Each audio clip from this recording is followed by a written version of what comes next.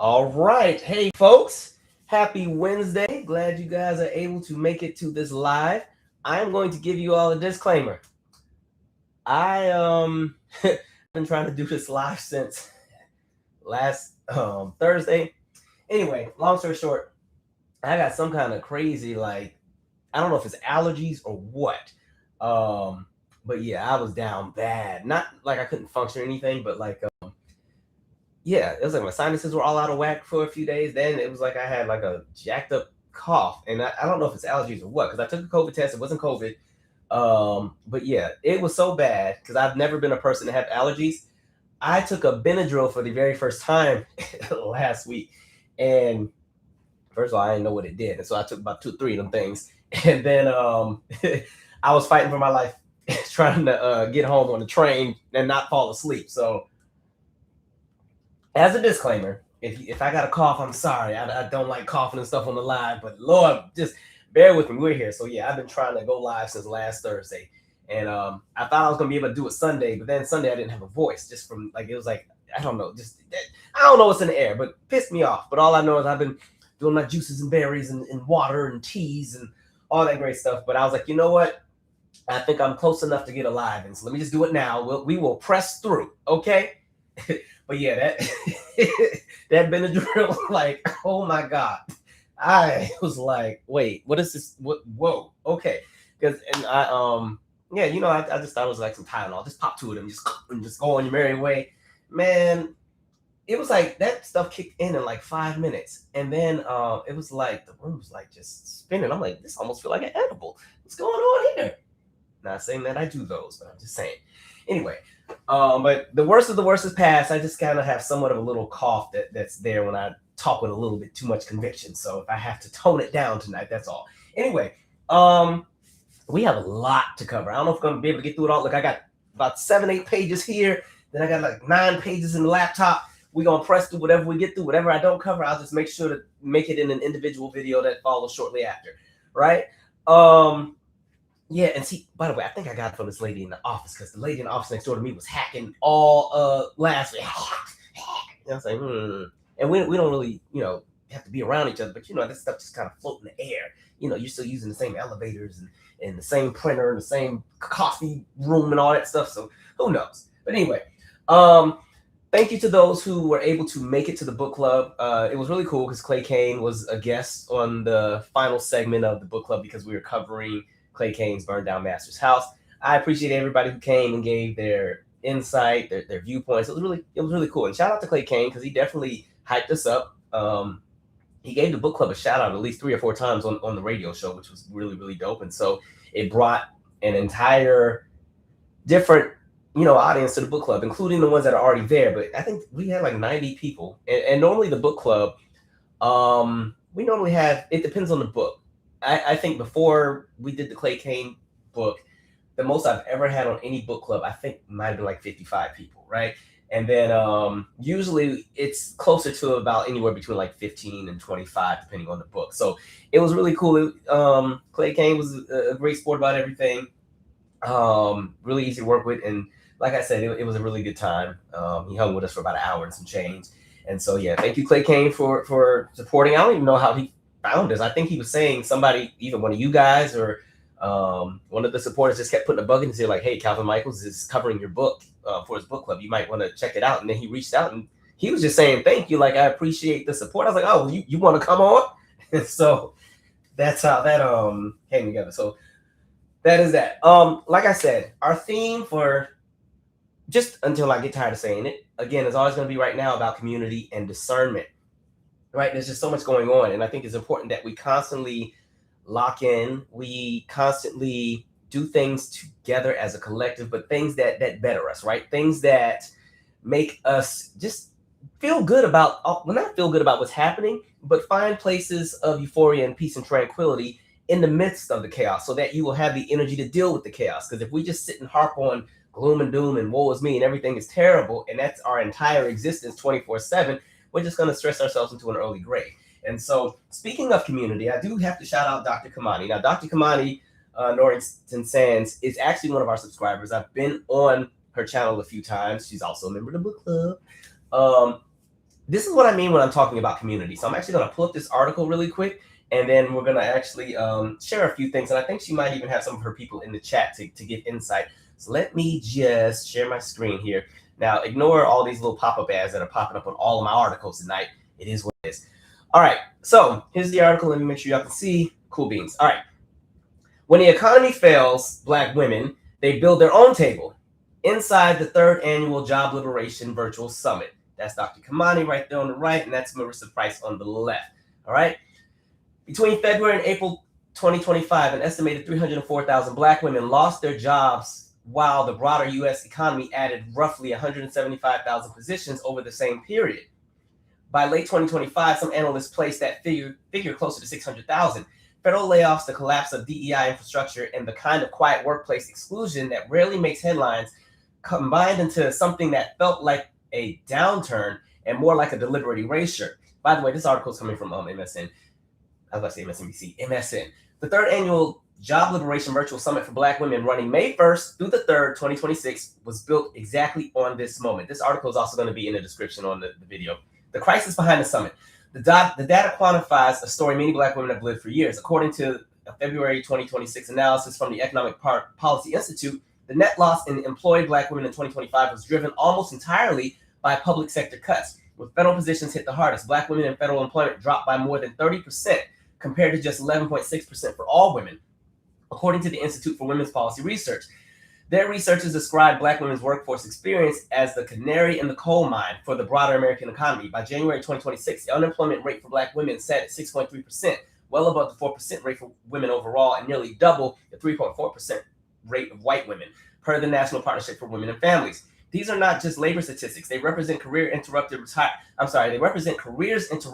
retirement headlines upended, and families navigating real financial instability with very little in the way of a safety net. Underneath the numbers sits something harder to quantify: burnout, masking, and the constant performance of professional acceptability in environments that were never designed with Black women in mind. McKinsey's 2025 Women in the Workplace report found that Black women in leadership were experiencing these pressures at a rate that outpaced any other demographic. The psychological cost of staying in the workplace that does not see you compounds the financial cost of leaving one. Why this summit exists. And it goes, because I'm like trying to not lose my voice already, I'm going to pause here. But this link is in the actual description of my video. And in addition to that, what I also want to share is more information about the actual summit. I'm going to just share this really quick. And so for anybody who's interested in the article, please read the description. Use that link there. But this is the actual registration information for the Job Liberation Virtual Summit for Black Women. Again, when the economy fails Black women, they build their own table inside the 3rd Annual Job Liberation Virtual Summit. When we're talking about the conversation of community, this is what we're talking about, where people have decided, you know what, I see something that's not really flowing, something that's not working, and it's negatively affecting my community. Let me step up and do something that helps, right? And this thing is talking about building your own income, healing strategy, an online conference, 20 plus Black women speakers, and it's virtual, meaning that you can participate in this from anywhere in the world, all right? And before some of y'all come on here, what about the Black men? Lovely. If one of y'all got something, send it to me and we'll shout it out as well. But what we're not going to do when we're having these conversations of community is try to have a competition of who has it the hardest. Both Black men and Black women exist in a spectrum of anti-Blackness that affects us both, and collectively as a community, when we decide to make everything about what the other isn't doing or what we have against the other, it does not create any progress. So if you know me at this point, I don't do the whole Black men versus Black women thing. We don't do that here. So again, for anybody who's interested, please check this out. The information is also in the description on my video. Like I said, that's the conversation of community, being in camaraderie with each other, understanding that, yes, we are in this together, and whatever resources we got, we will make it happen. We can do it together. So there is that. I'm going to read a few comments and say hellos because I totally forgot to speak to everybody before I came in here, and then we're jumping right into Iran because, man, we got a lot here. So I'm going to read like a quick 5 or 6 comments, and then we're just going to jump right into it, all right? What up, Alan? What up, Wavido? If I skip you, please don't take it the wrong way. I'm just scrolling and we got a lot to cover. Bliss Sold Out said, I need to get some Benadryl. Allergies have been kicking my ass. I have never had allergies before, ever. Never had them. I've always been perfectly fine. Even in those years when I work with the kids and we have to be outside and, you know, when the flowers start blooming and the pollen's just flowing everywhere, it could just be looking like a storm of yellow dust. And I'm perfectly fine out there. Not today. I don't know what it is. Man. Somebody said, can you please record the book club? I want to watch the playback. Okay, so what I will say is Clay Kane actually played the some of the audio. He edited the audio to make sure that people's like personal information and stuff wasn't featured. He edited the audio, and if you have the SiriusXM app, you can listen to the book club on the episode, which I want to say was Tuesday the 7th. I think Sirius keeps the episodes up for like about a week. So the episode from April 7th, the very last hour, he actually does play an hour from the book club.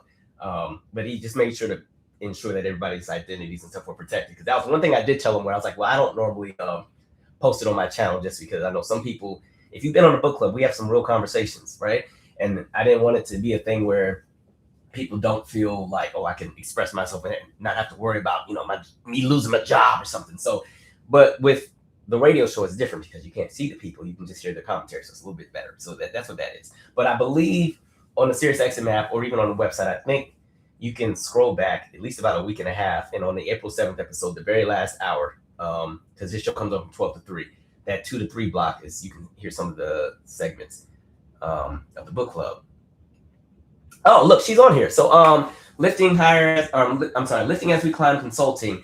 That's Dr. Kimani. So anybody who has questions about the conference or what it is that they do, or just, and also subscribe to her channel. A lot of the content that's on her channel is all about well-being and mental health and working in complicated spaces or in toxic academic environments. We know that in academia, the higher up you go, the less Black it gets, even in programs that are Black studies or Africana studies, but we know there's a whole lot of nonsense that starts happening the higher you get. So tons and tons of videos on that channel, tons of guests and experts and psychologists and therapists and economists. So definitely check her channel out. I need to take a sip already.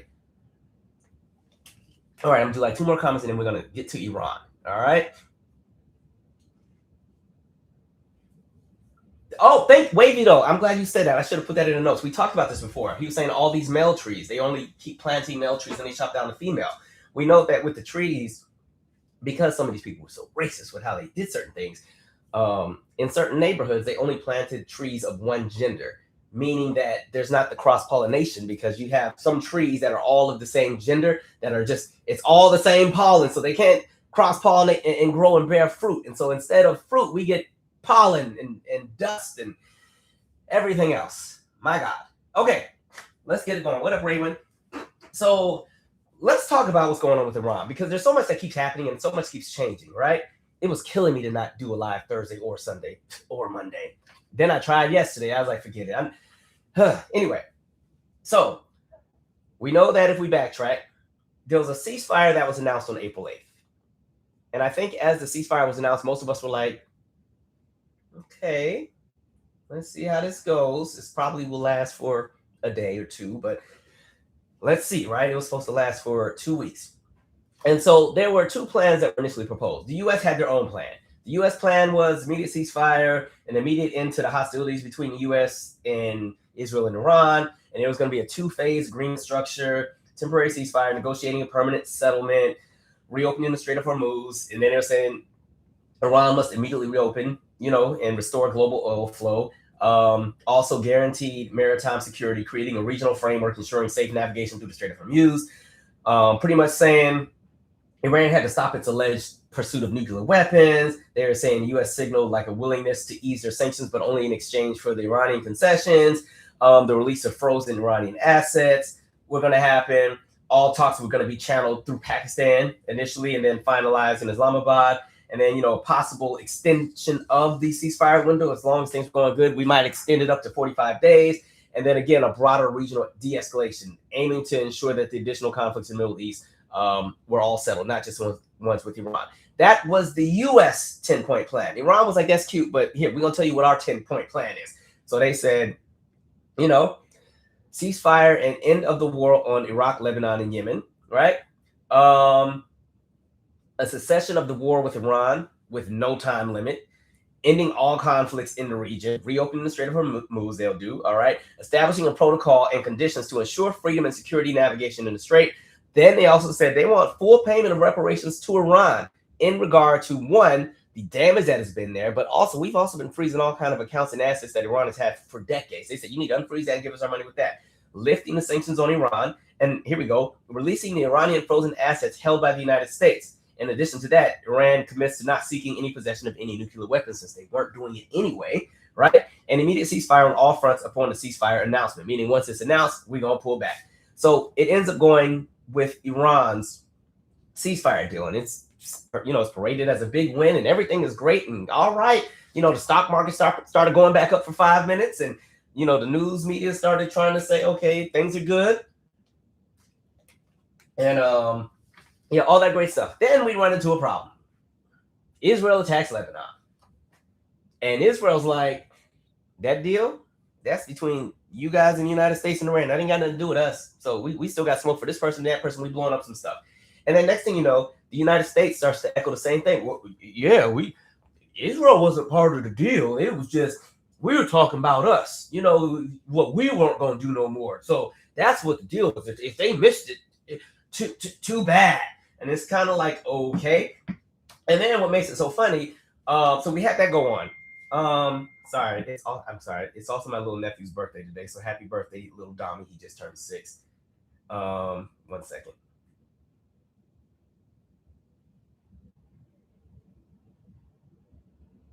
Okay, anyway, sorry. So then we get to Smokey Eye. JD Smoke. Actually, let me put. I'm gonna put his picture on the screen because I like whacking this Smokey Eye of his. Smokey, where are you? We're gonna start calling him Smokey. Only you can prevent forest fires. Smokey, come on. All right. So there goes Smokey. So then Smokey, whatchamacallit, goes to Pakistan, and he's gonna meet with the Iranian officials because for some reason they feel he has the tools and the goods to go and make a deal. Because at this point, remember, the ceasefire has already been broken. Israel starts shooting stuff at Lebanon, and then everybody starts throwing daggers and talking trash, and the Strait of Hormuz is blocked again. Iran said, ain't nobody coming through, ain't nobody getting nothing, right? And so it starts to get a little bit chaotic out there. So JD Vance is going to be the person to go. He can fix this, guys. Don't worry. Now, here's a thing we need to pay attention to. 21 hours later, he's back. Hey, y'all, we couldn't come up with anything. Sorry. I said, and I'm watching like, wait, that's it? So you probably spent more hours on the plane getting there than the actual negotiations. What do you mean y'all are finished? Y'all couldn't come up with anything. 21 hours, huh? Can we just give some context? When Barack Obama came up with the first Iran deal, it took 20 months of negotiations. And it wasn't just Barack and his ego sitting in a room talking trash. Barack made sure to have the smartest strategists and people that understand diplomacy and world economics and global affairs in the room together, where they mapped out everything. You know how we always talk about cause and effect, and how we always talk about thinking things long term and looking at the bigger picture. The problem with this administration and a lot of people in charge is they live in the moment. They live in absolutes, where everything is one extremity or the other. They jump from one window to the next, and if something don't work out, they jump somewhere else. They're just all over the place. And so Smokey over here, clearly, they didn't send any of the great strategists. I think they sent Smokey, and I want to say they sent Kushner, the same Kushner who got $2 billion, right, to do whatever God knows what he's doing from the Saudi government, right? They sent Kushner and Smokey over there. So I knew when I heard that Smokey was going over there, it was going to be a problem because I started thinking about everything with Ukraine and Russia. Remember when they had that press conference and Smokey was like, did you guys say thank you? And I'm like, okay, all right, cool. If that's how we're going to do, like, y'all want to have this argument, y'all do that behind closed doors, not in front of the whole world. Now everybody knows y'all want some nonsense, right? Anyway, so he comes back. Ain't no deal. We don't got it. So then Monday the 13th, that's this week, right? This is when I was really trying to go live, but I didn't have my voice. Trump initially says he is going to put a blockade on all ships, any and every ship trying to enter through the Strait of Hormuz. Any and every ship, they're not coming up and through there. Done. You will be finished, right? And so, anyway, they thank you. I got some tea finally. Appreciate you. Thank you, Master. Anyway, all right. Okay. Anyway, so they say any and every ship, all done. Nobody's coming through. We're gonna regulate out here. It's like, oh, okay. So that's the way y'all are moving. So then the story changes. And in actuality, the United States launches a blockade on the ships entering or exiting the Iranian ports, and they would not impede on any vessels using the strait. So now it's gone from Trump and them saying, ain't nobody coming through. Like, because I need to pull up a map because I need to make sure you guys can see this visual here. All right, y'all know I love a good map. Can you see my map? No, you not yet. Let's make sure we can see it. All right. Boom. Okay, so going back really quick while I'm saying all this. So this is, all right, just to back up some, here's Iran, right? And then on this other side, way over here is Israel, you know, where the United States is. Now, this here is the Persian Gulf. Now, the Strait of Hormuz is what connects the Persian Gulf over to the Gulf of Oman or the Oman Sea, right? And so right here is Strait of Hormuz. Now, Iran has this blocked off. Ain't nobody coming in through here. Ain't nobody getting nothing. You need to trade with Iranian's currency. You cannot use the American petrodollar. No American ships, no European ships. Anybody that's coming through, if you don't have the permission of the Iranians, you ain't coming through here. Now, the United States, and now mind you, this is an area that's about 21 to 24 miles wide. So not too challenging to regulate. The United States says, well, we're going to take over and we're going to put our blockade. So the United States puts a blockade here at the edge of the Gulf of Oman. Now, listen, they pretty much try to trace the entire border of Iran and go right here. So this is the blockade where they're at. Now, this is about 200 to 210 miles wide. Much harder to try to regulate and police because, I mean, you're going to, in order for this to really work, you probably need at least 200 ships all a mile apart. So everybody can watch everybody that's coming through. Because again, ships have technology where they don't have to turn on their devices to be detected, all kinds of different things. So anyway, they're at the Strait of Hormuz, and the United States has their blockade, right? And so that's where we're at, right? Now, let me tell you where the other problem is. Now, going back to our map, right here, because this is where it gets interesting. So they start this whole blockade and everything, and since this U.S. blockade has already kicked in, it ain't really working too well. There have already been at least 2 ships that have left from, it's called Chabahar, which I'm going to get to. But first, I want to start here. Where's that outlet I'm looking for? Iran, where are y'all at? Yeah, I got to get to the right island. Here we go. Yes. Okay.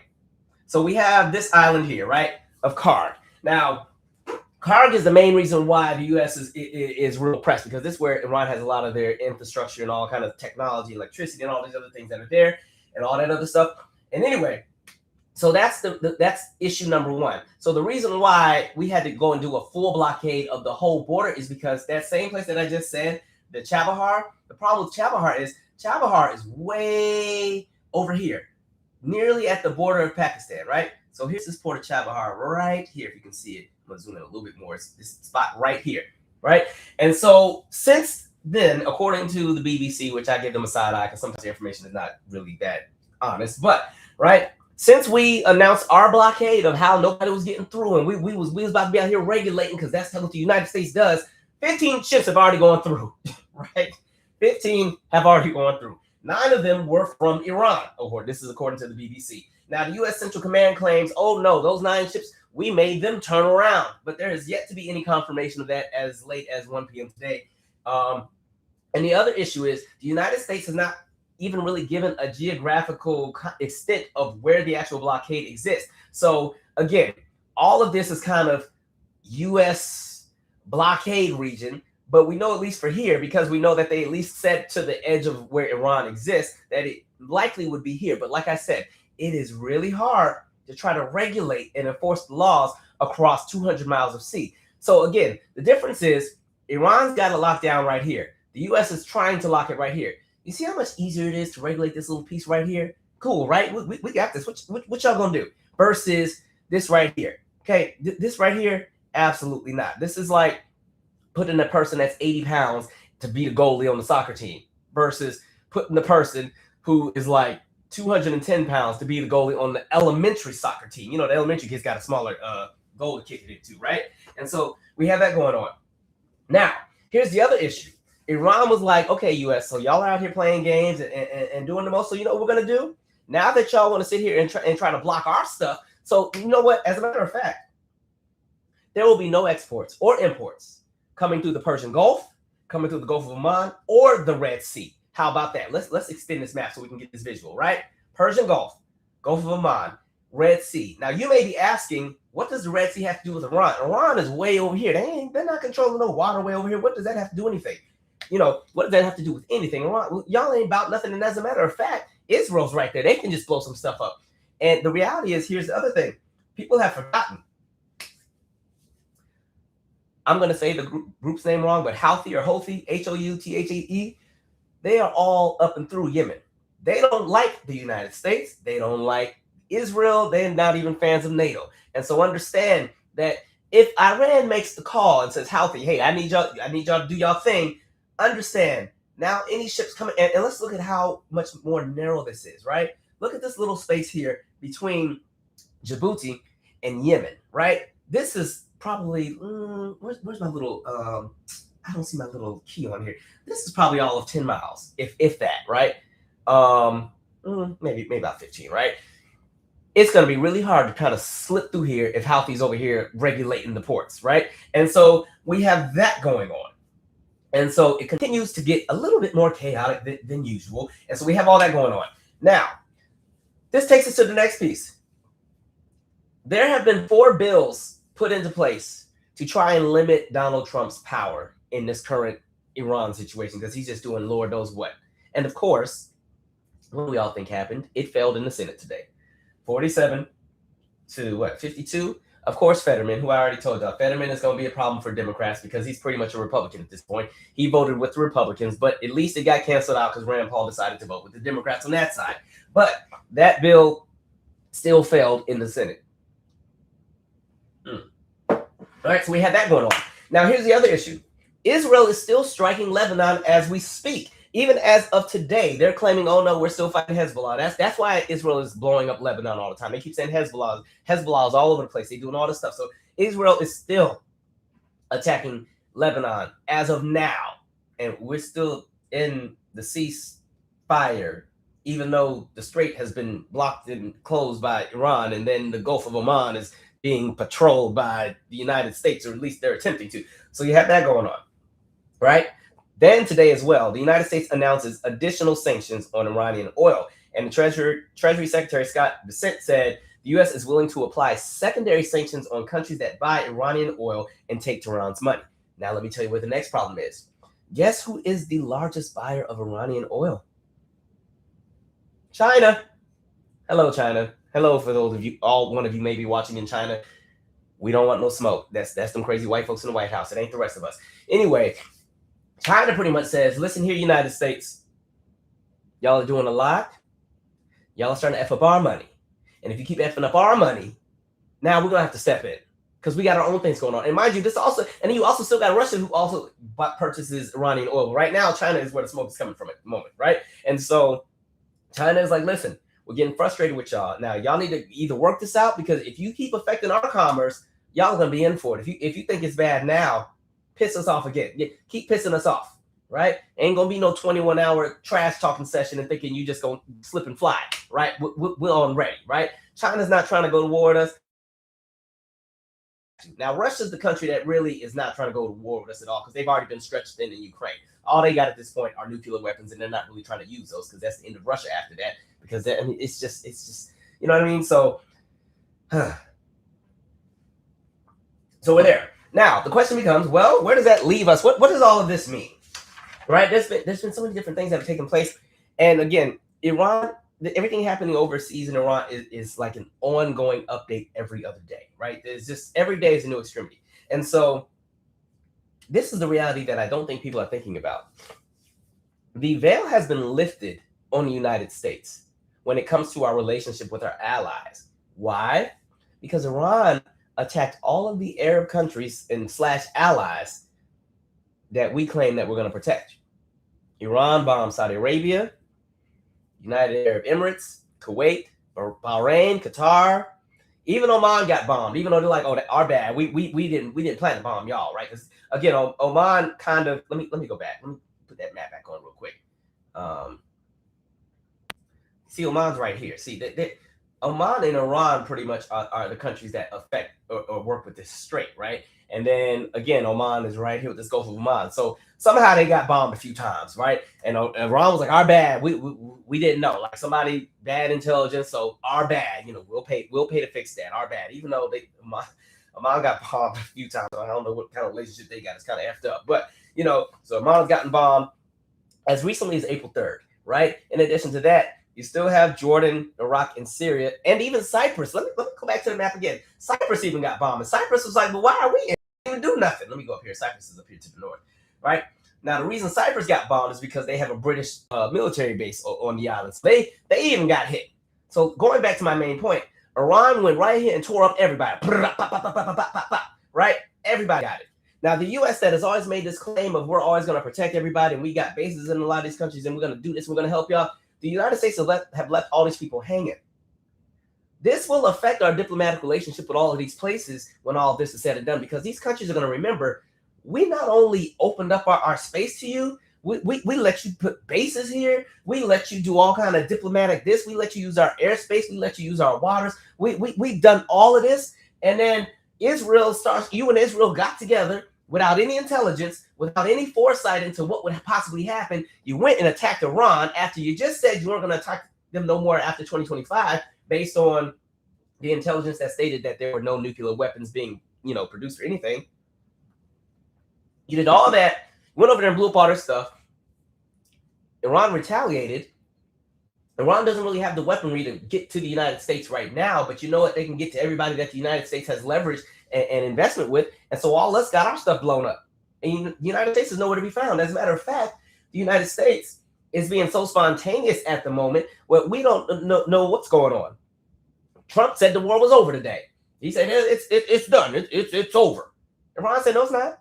Absolutely not. As a matter of fact, y'all need to pay us our $274 billion, because that's the one thing too. $274 billion. You need to give us that while y'all are out here playing. So no, the war is not over. And then in addition to that, even our own allies, as far as NATO, aren't trying to deal with us. You have Spain, who says, no, we're not a part of this. You can't use our airspace. You can't even use our country with the bases that you have to launch anything. Don't put us in it. Piss us off some more. We'll be done. France, same thing. Italy. Let me go back. I'm going to keep going. I should just keep this map on. Go back to this map again. All right. Back to this map. Now, listen. Italy is the southernmost NATO country right now that's saying, hey, Italy's like right here. And we got a few bases, right? If we go to about this region here, you have, I think Camp Darby might have closed, but Camp Darby's around Pisa. Where's Pisa at? Pisa's a bit, Livorno. Camp Darby, there's the army base there. There's where I used to live, Vicenza, there's an army base there. And then when you go to Aviano, there's the main Air Force base where they would use, where's Aviano? Somewhere up north. I can't see it, I'm blind as a bat. It's somewhere up here. Anyway, we got Air Force bases there. We got a rack of bases in Germany. Germany is still kind of playing it cordial with us, but they about sick of our stuff too. So anyway, we got all these countries saying no. Even Austria, which is not even in NATO. Okay, Austria borders the eastern portion of Italy. Austria said, y'all not using our spaces. So again, where are we? The veil has been lifted. We look like some lying, thieving, conniving, scammeration type country that has messed up everybody's money. You got that piece. Our NATO allies aren't effing with us, right? And we've also burned the bridges with our Arab allies. Smoky Island. Let me put Smoky back on here. Smoky, yeah. Come on, work your angles. Smoky failed the 21-hour negotiation. 21 hours was all he had, right? 21 hours. You literally, okay, you got that. The piece that gets me the most is it's the incompetence that gets me. When you look at everybody who's in charge, not a single person knows what they're doing. Not a single one. The only thing they have to go on is whiteness and being white men. That is literally it. You got drunk Pete Hegseth, who spends more time doing all these press conferences and talking about how strong the army is because they've gotten rid of the trans community and they've gotten rid of the gay members of the military and they pushed the women out and they pushed the blacks out. They pushed out all these different people and they've canceled the promotions of all these folks because now it's going to be an all-white male army. So that's his thing. You got Hegseth there. You got Smokey right here. And all of these mediocre white men who thought they knew it all, who didn't listen to any advisors because they fired all the advisors that had any common sense. You should have saw something or noticed something where you noticed all these people resigning and these generals stepping down. Right? And so no strategy, no discernment. And again, this is the issue when you have people who are so used to everything working out in their favor. No effort from their end, right? when everything works out in your favor with no effort from your end, you move in a way where you don't understand consequence. You don't understand cause and effects because you're always somebody who's going to be coddled, right? And so when you've been coddled and protected your whole life, like I said earlier, you move in absolutes. You think you know it all. They can't tell you anything. And then when the smoke shows up, you just pivot. You just change the subject. Like the fact that we were stressing out about Venezuela 2 months ago, and now we're over here with Iran, right? So you got all that going on. They have literally destabilized a region in 40 days. But not just the region, but also the global economy. It is never going back to what it was anytime soon, right? That's the reality. Somebody said you're white. I don't appreciate your racist remarks. Well, you at the wrong channel for that, because this is what I cook white folks on this channel. So sit down and buckle up. Anyway, so like I was saying, the other issue is we've destroyed the diplomatic relationship with NATO. NATO is almost 1 foot out the door, right? I don't know if how NATO will exist, right? Because at this point, NATO countries do not trust the United States. And if I was a NATO country, I wouldn't trust the United States either. And the problem is, again, the United States, we have 870 military bases around the world, and many of them are in NATO countries, right? That means if this partnership falls apart, these bases have to close. These troops that are in Germany and Italy and France and all these different places, they're going to come back to the United States. And understand that when you're talking about the footing that the United States once had in the region, with the obsession that they have with always trying to start some wars in the Middle East, that ends, because now you have no home base to launch anything from. There's no such thing as just, having all these different ships and stuff coming from different bases in Europe and other parts of the Middle East. That's done. Done, right? The other thing, too, even with this whole Strait of Hormuz in the blockade, people keep saying, oh, well, the U.S., we can just, send these big old USS George H.W. Bush or the USS. First of all those things can get blown up real quick. And you shoot a missile and tear all them things up. So them ships aren't as tough as you think they are when you're fighting another country that also has an air force. We've gotten the luxury of always fighting the countries that didn't have the missile and weaponry to fight us back.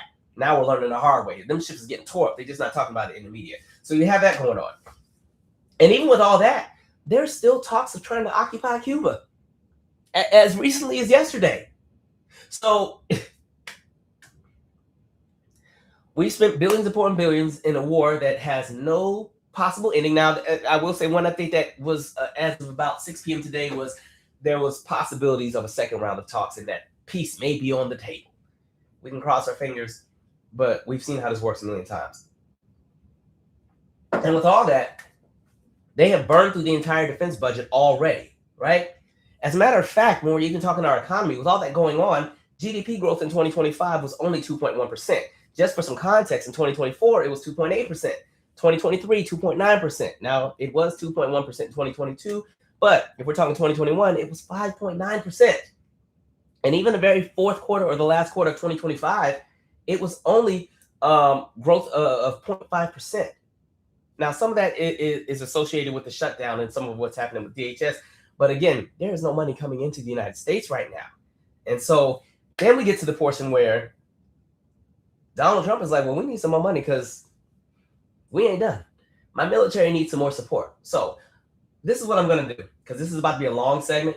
I'm going to pause for 1 second before we go into this $1.5 trillion bill that has been proposed, and then we'll come back. So let me just read a few comments real quick, because I don't want to hold y'all hostage with that part, but we're about to be here for a minute. So, okay, let's see. Thank you, Little Eye 3D.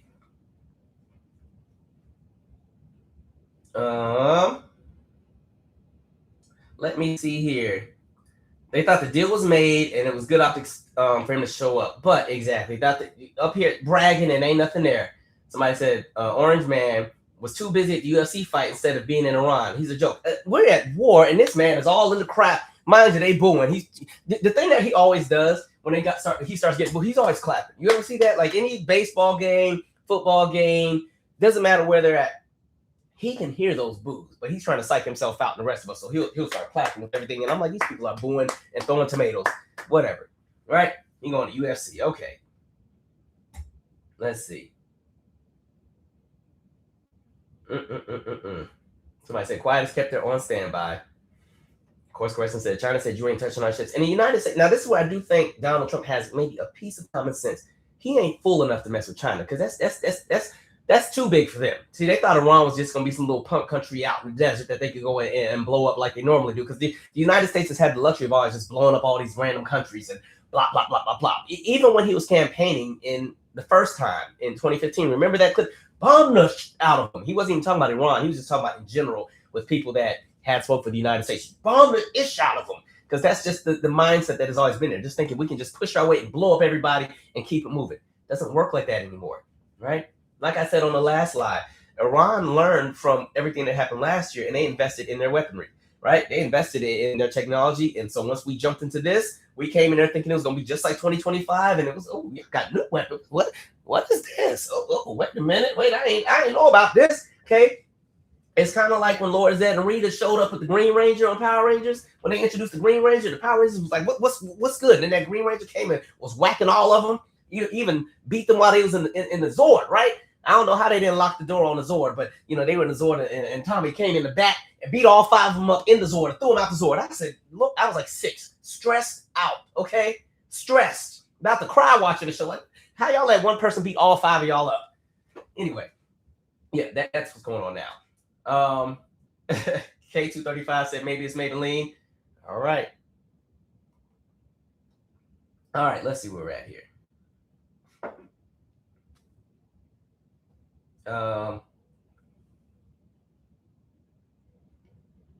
Somebody said, welcome. All right.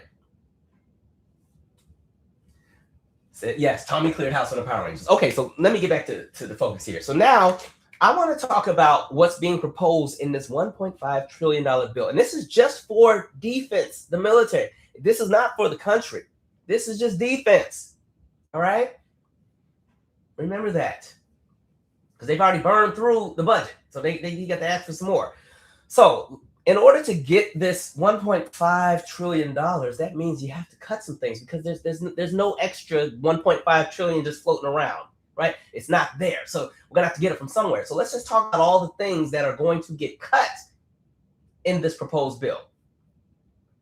And mind you, this is after the big, beautiful bill already got passed, right? The big, beautiful bill and the $5 trillion it was going to add to our debt. This is on top of that. So here we go. $510 million for grants for farmers and agricultural research. Cut.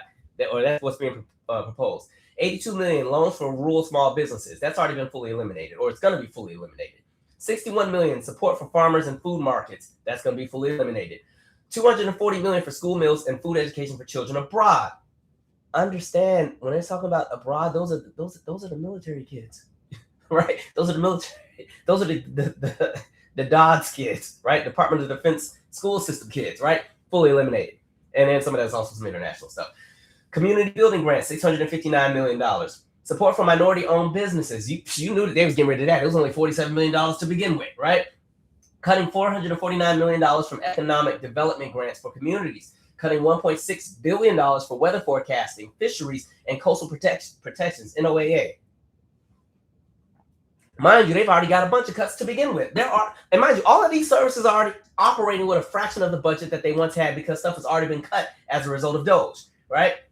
$993 million cut from scientific research and technology standards. $150 million cut for support for American exports and trade. $2.2 billion cut for broadband and internet access programs. And what pisses me off the most with that is I don't remember, it was the Biden administration, or I want to say it started under Barack Obama's administration and got finalized under Biden's, but the free broadband for rural communities, right? That's done. You're going to have to pay. Go on and call Xfinity, Comcast. They bill go up every 5 minutes, so get ready to be paying $210 just for internet service, whatever they do, right? Cut. $8.5 billion in funding for public schools. Cut. $1.5 billion cut for vocational training and adult education, fully eliminated. That was Job Corps. All right. $2.7 billion college access and higher education support. $15.2 billion roads, bridges, and infrastructure projects. $1.1 billion home energy efficiency and clean energy programs. That's being proposed to be fully eliminated. $1.1 billion scientific research funding. $386 million environmental cleanup programs. They can't stand a clean river, so yeah, go ahead and piss in it and put some more oil in it and use them data centers to let them use the river water to cool down the machines and then put it back in there and everybody take a sip. $150 million cut from cutting edge clean energy research. $4 billion cut to help pay home heating and cooling bills for low-income families, fully eliminated, right? That ain't it. That was just one piece. Let's go to the next one. All right, our next one. Another long list here. 768 million refugee resettlement assistance, right? Normally, I'm not even gonna say normally because it ain't even been that normal as of late, but we understand what's happening right now globally as far as there being a war in the Middle East. In the past, in those moments where people have been displaced because of war, the United States would often take people in and try to help them get on their feet. Like we saw what happened with when we finally got out of Afghanistan and they tried to help all those people, set up over here, so on and so forth. That's done. But I bet you he'll still have some money for them folks from South Africa, even though all of them are trying to go back. 819 million, care and shelter for migrant children. 775 million, local anti-poverty programs. That's proposed to be fully eliminated. 5 billion for public health programs, mental health services, and disease prevention, right? 5 billion cut from the NIH, of course. You know they don't like the NIH. Medical research, National Institutes of Health. So all 28 institutes that focus on all of our health, that make sure we don't die, and all of the institutes that have the research for things like cancer, sickle cell, lupus, diabetes, cutting 5 billion from them, right? $129 million cut from healthcare quality and safety research. 356 million cut from FEMA community disaster preparedness grants. Think back to that flood in Texas, which even I should have did a video on that because them people voted against the Joe Biden funds that came in to help them, and we don't want that. We don't want the radical left Democrat funding. We'd rather not get it. Okay, then that flood came and washed all them kids away. Like these people are just so stupid. Anyway, you got that much hate in your heart. You let your own children die. Imagine that. Anyway, $707 million cut from cybersecurity protection for critical infrastructure. 52 million cut from airport and transportation security. Now we've seen all these planes starting to crash and bump into each other. Okay, all right, it's y'all world. We just living in it. $40 million cut from protection against chemical and biological weapons threats.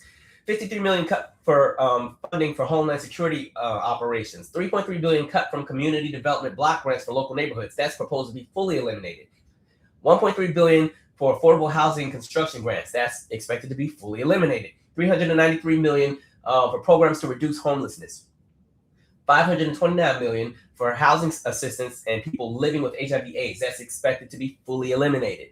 $489 million cut from housing and services for Native American communities. They don't like them Native Americans. Them are just lighter black folks, so they got to go too.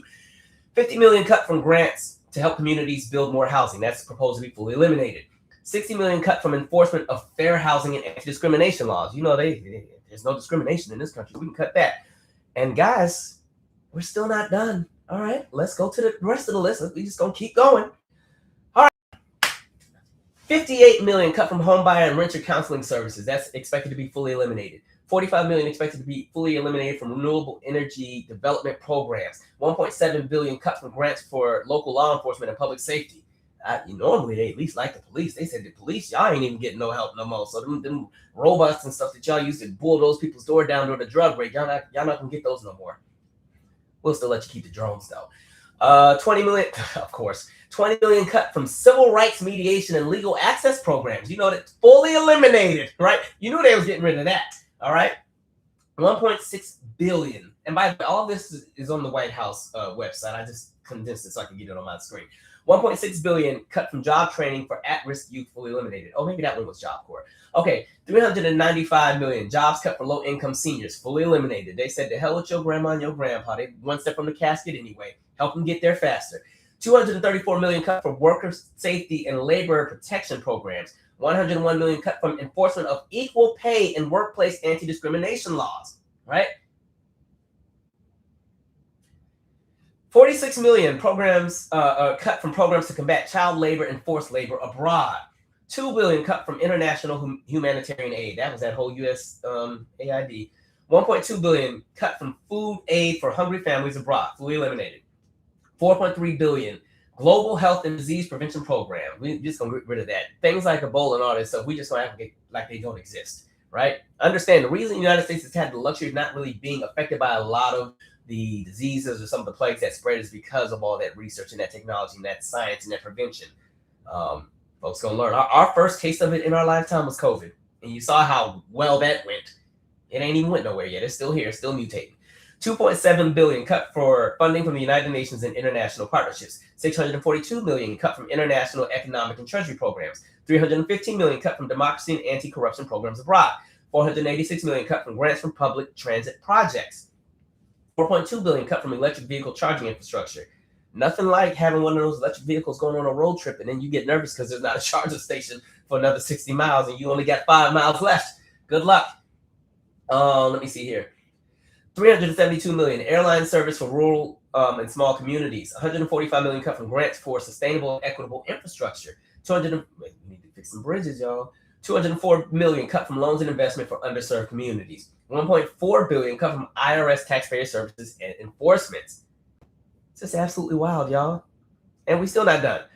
All right. All right, at least we winding down here. We're getting to the wire.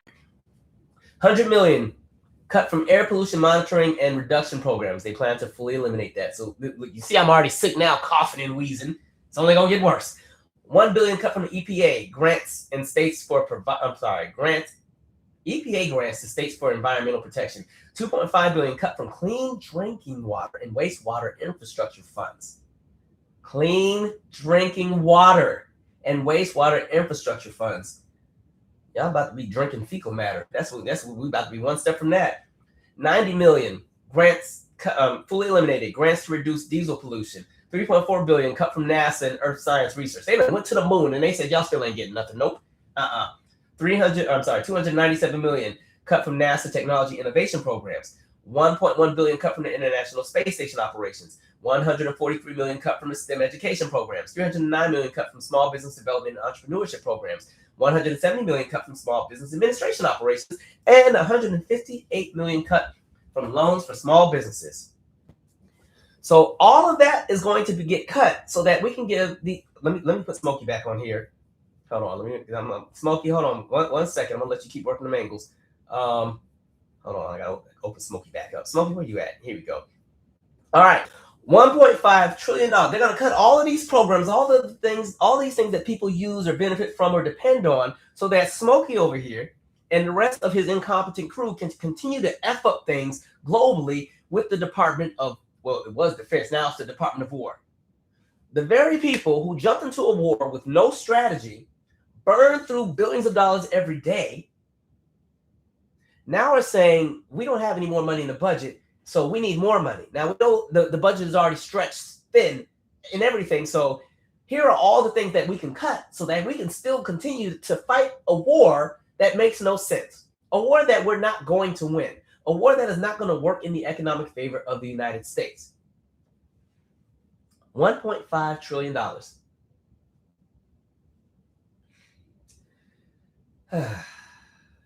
Make it make sense. Make it make sense. Now, the question I have, where's all this money that y'all claimed y'all made from the Doge cuts and the tariffs, right? Didn't y'all say we had all these tariffs against all these countries and it was bringing in just record revenue and we were going to start winning things and the Doge this? Well, the reality is, if we talk Doge, I'm tired of looking at Smokey eye. That's enough. All right. So Doge had proposed, we're going to cut $2 trillion in fraud and waste. And that $2 trillion is going to come back to us. And I'm thinking, oh, okay, well, now that they've saved this $2 trillion, they can use that. They can pull the $1.5 trillion from that. There's only one problem. They never saved anywhere near $2 trillion. They claimed and said, okay, we couldn't do $2 trillion, y'all. But after we fired all the black people from the federal government and everybody else who was in the federal government, and we cut all those programs and we cut all those grants and we cut all the scientific research and we defunded all these different programs that helped everybody, we were able to save $215 billion. $2 trillion down to $215 billion. $2 trillion that y'all claim to say. You fired all these people. You destabilized the government. You got rid of our guardrails. You've done everything under the sun. And all y'all saved was $215 billion. But wait, it gets even better. Then when they did the audits to really make sure these numbers made up, the real savings, ladies and gentlemen, drum roll, please. I would drum, but it's going to mess up my mic. $1.9 billion. That's what was saved through Doge. We've gone from 2 trillion to 215 billion to 1.9 billion.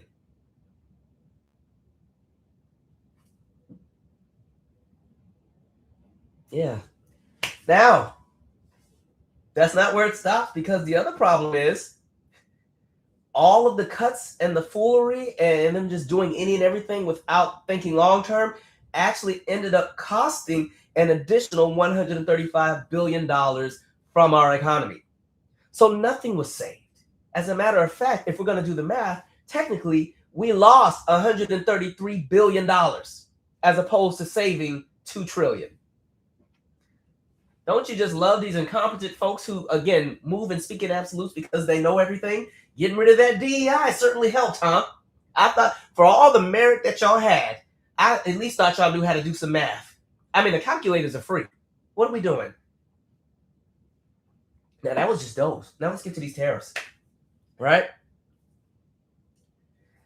According to the tariffs and all the tariffs we've had, we've somehow netted $264 billion. And I was like, oh, well, maybe that $264 billion that we've netted from the tariffs, maybe that is what we can use to pay Iran the $274 billion they're asking for. And then we're only $10 billion in the hole with Iran.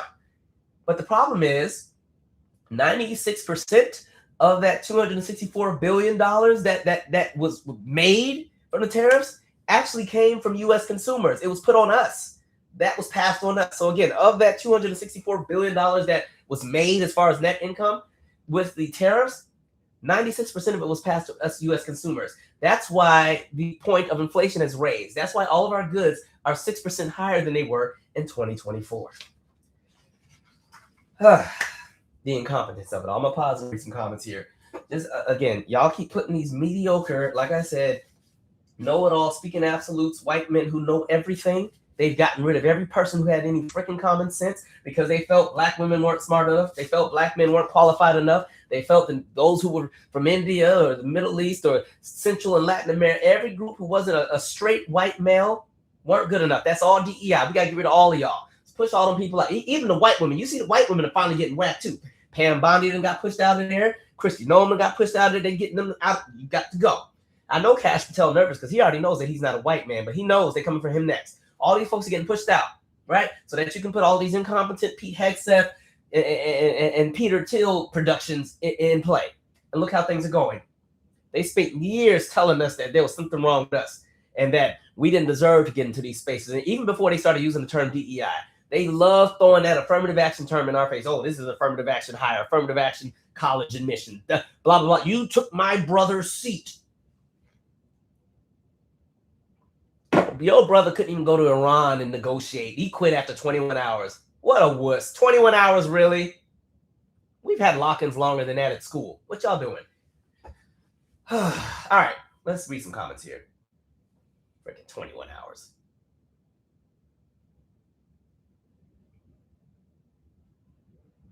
Poison Ivy said Iran said it's over when we say it's over. Pretty much.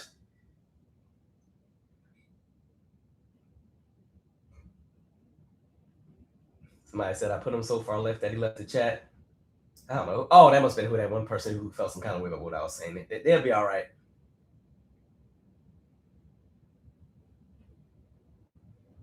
Somebody said asking from Canada, is America's greatest export weapons?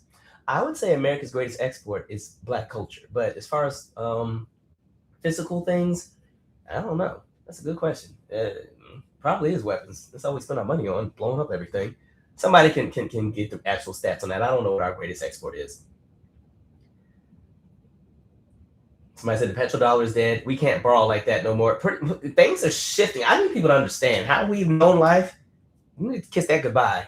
And you need to also kind of prepare yourself to be in a world where, like I said, at least the last few years, where the United States doesn't have a monopoly on everything and where other countries have their fair share and opportunity to, you know, affect commerce and gain wealth and understand that the privileges that many people have benefited from, some of those may not exist anymore. That's the reality, right? You understand that maybe a few years from now, unless things get better, when you go and take those trips to Thailand because you can spend $500 and live like a king, who knows what Thailand might have coming down the river, right? Come with $500, they laugh in your face like that. That's it, you know. always makes me think of Rush Hour 2, when Chris Tucker's like, America, you want to come to America? I can't do my freaking impressions because I'm in the coffin. Or when that lady's like, you got the mannequin money. Now they laugh at us like, no, keep it. Like, nope. Right. A mess. All right. All of these much needed services go cut. Again, this budget proposal is on the White House website. Exactly where I got it. I pulled it straight from the man himself.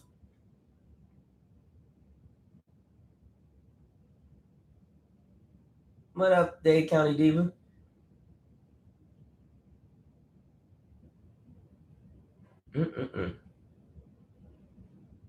Calvin, what's your all my social media? You can just type in. You can either type in "give me a beat" like GIMMIEABEAT, or just type in Calvin Michaels and I pop up on any social media platform.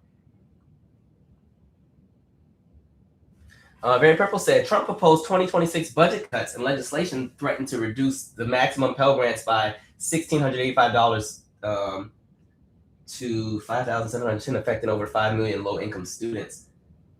Don't get me started with that. Even with the amount that people even allowed to just take a loan out from the federal student loan system is some nonsense. Like $20,000, unfortunately, is not going to be enough to cover grad school for 1 year for a lot of folks. But it's a mess. They know exactly what they're doing. They're trying to get people to shift over and borrow from private companies because then you can, they're not regulated the same way. And then you can hike up the interest rates and do all kind of crazy things. So even like with a lot of the people who got their student loans forgiven by the Biden administration, many of them were people who were students that attended for-profit colleges that either kind of scam people or for-profit colleges that closed down and people's degrees weren't worth anything anymore, like all kinds of different things like that. So lots of layers here. All right. I'm going to shift gears here. I am fighting for my life, by the way, y'all. My sinuses are like taking me down. All right. Let me start with this article here.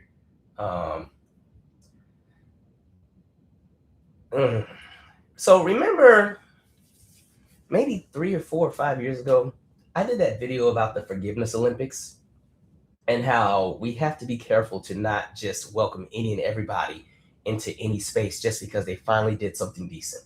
Or again, because I've always said Black people have always been burdened with the element of poise in moments where we've been done wrong. And you're seeing it on a larger political scale now, right? You're seeing all these people who have seen the light and now, I was a Trump voter and I changed my mind. I'm so sorry. Blah, blah. You got that going on. You got people stepping down from office. You got all kinds of things. So I want to talk about 2 things that got under my skin this week. All right. So let's go to this article here. Former Pence advisor. Let me make sure y'all can see it first. Okay. Former Pence advisor Olivia Troye launches run for Congress as a Democrat. Troye, who resigned from the White House in 2020 and became a vocal critic of President Trump, will run in Virginia's redrawn 7th district, which is Democrat friendly. This is her, right? She used to be Republican, worked with Mike Pence and all, and somehow she hated Trump so much that she stepped down, and now she's seen the light and she's a Democrat now. Olivia Troye. Okay, they already said that in the title, so we can skip that part. She's positioning herself as a proud Democrat and MAGA's top enemy, according to her announcement, someone who has faced countless death threats from MAGA. Troye will run in Virginia's new 7th congressional district in anticipation that the state will pass a redrawn map to try and boost Democratic seats in the House. She faces a crowded primary field that includes Virginia former First Lady Dorothy, I forgot how to say that lady, somebody, MJ, and multiple state lawmakers. The new lobster-shaped district stretches south from the Washington suburbs to include Harrisburg and areas around Richmond. Democrats would be the clear favorites if voted for Democratic presidential nominee Kamala Harris by 8 percentage points in 2024. And for the current governor last year by 17 points, according to Virginia's Public Access Project. Troye began her career in GOP politics working for the Republican National Committee and George Bush administration. She became an intelligence officer and later was an aide in Pence's office working on national security and COVID-19. She left the White House in the summer of 2020 and became an outspoken Trump critic, eventually announcing she would vote for Democratic nominee Joe Biden and appearing in an ad going off on Trump and encouraging fellow Republicans to vote against him. The White House moved to discredit Troye and claimed she was fired, which she disputes. Okay, and blah, blah, blah. And then on top of that, she spoke at the DNC convention during the last election, all that stuff like that. Lovely, lovely, great. To me, that's cute. But nah, right? You literally worked in the administration. You contributed to the very decimation of this country. And because of that, you don't get the door prize just because you finally saw the light. When I tell you I'm over all these folks who want to contribute to the nonsense and then they finally get their wake-up call. And not only do they, it's fine that you are apologetic, you want to make things right, but then y'all want to get in a leadership position. You want to still be in charge, right? And for me, she pretty much states that it was COVID-19 that was like her final straw, right? So almost at the end of the Trump first term, that's when she was like, I've had enough. COVID was when I said that was enough. I said, oh, okay, right? So I'm like, so it took you 3 years to realize it was some nonsense. You would have thought the very fine people moment in Charlottesville shortly after he was inaugurated should have been enough right there. But again, y'all stayed and you played. Got locked in, got comfortable, right? And Democrats, y'all better get some discernment about who it is that y'all welcome with open arms, right? Because my thing is like, listen, this whole all of a sudden we're going to forgive everybody and just give space and open the umbrella even more. I've already said the challenge that exists with Democrats is their umbrella is so big because it includes pretty much everybody who is not Trump at this point. That's really what their umbrella is. It's everybody who is not Trump. And when you have that many groups represented under one umbrella of policy, remember, all these people don't want the same thing. Because for me, if you not only worked in the Bush administration, right, clearly that means politically, because I'm not a Busher. Like if I'm somebody who's voted Democrat in everything, right, and I'm looking at the policy that you support, we don't share the same ideologies on anything. The only thing you and I have in common is that you don't like Donald Trump. But to me, that's bare bones. That's the bottom of the litmus test. That's not like the high mark. All right, we're good. No, we're not breaking bread together, right?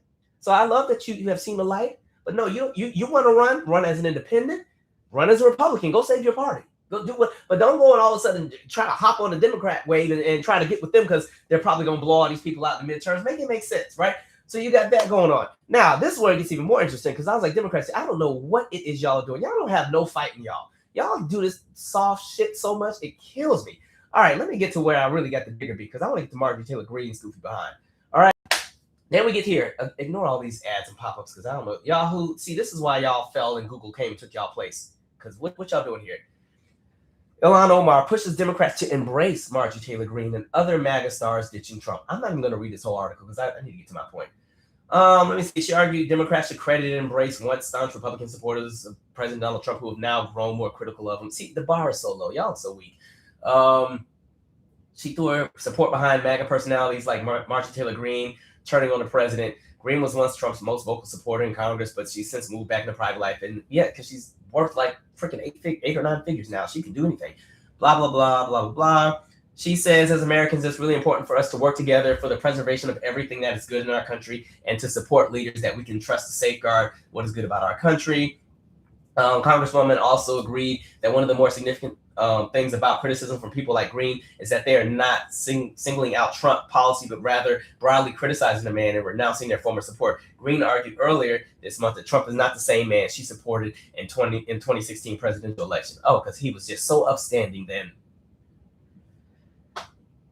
Okay, all right. Omar argued Greene and others are discovering that Trump never really had any principles outside of uplifting his ego. I'm gonna stop right there. I'm gonna read the rest. No.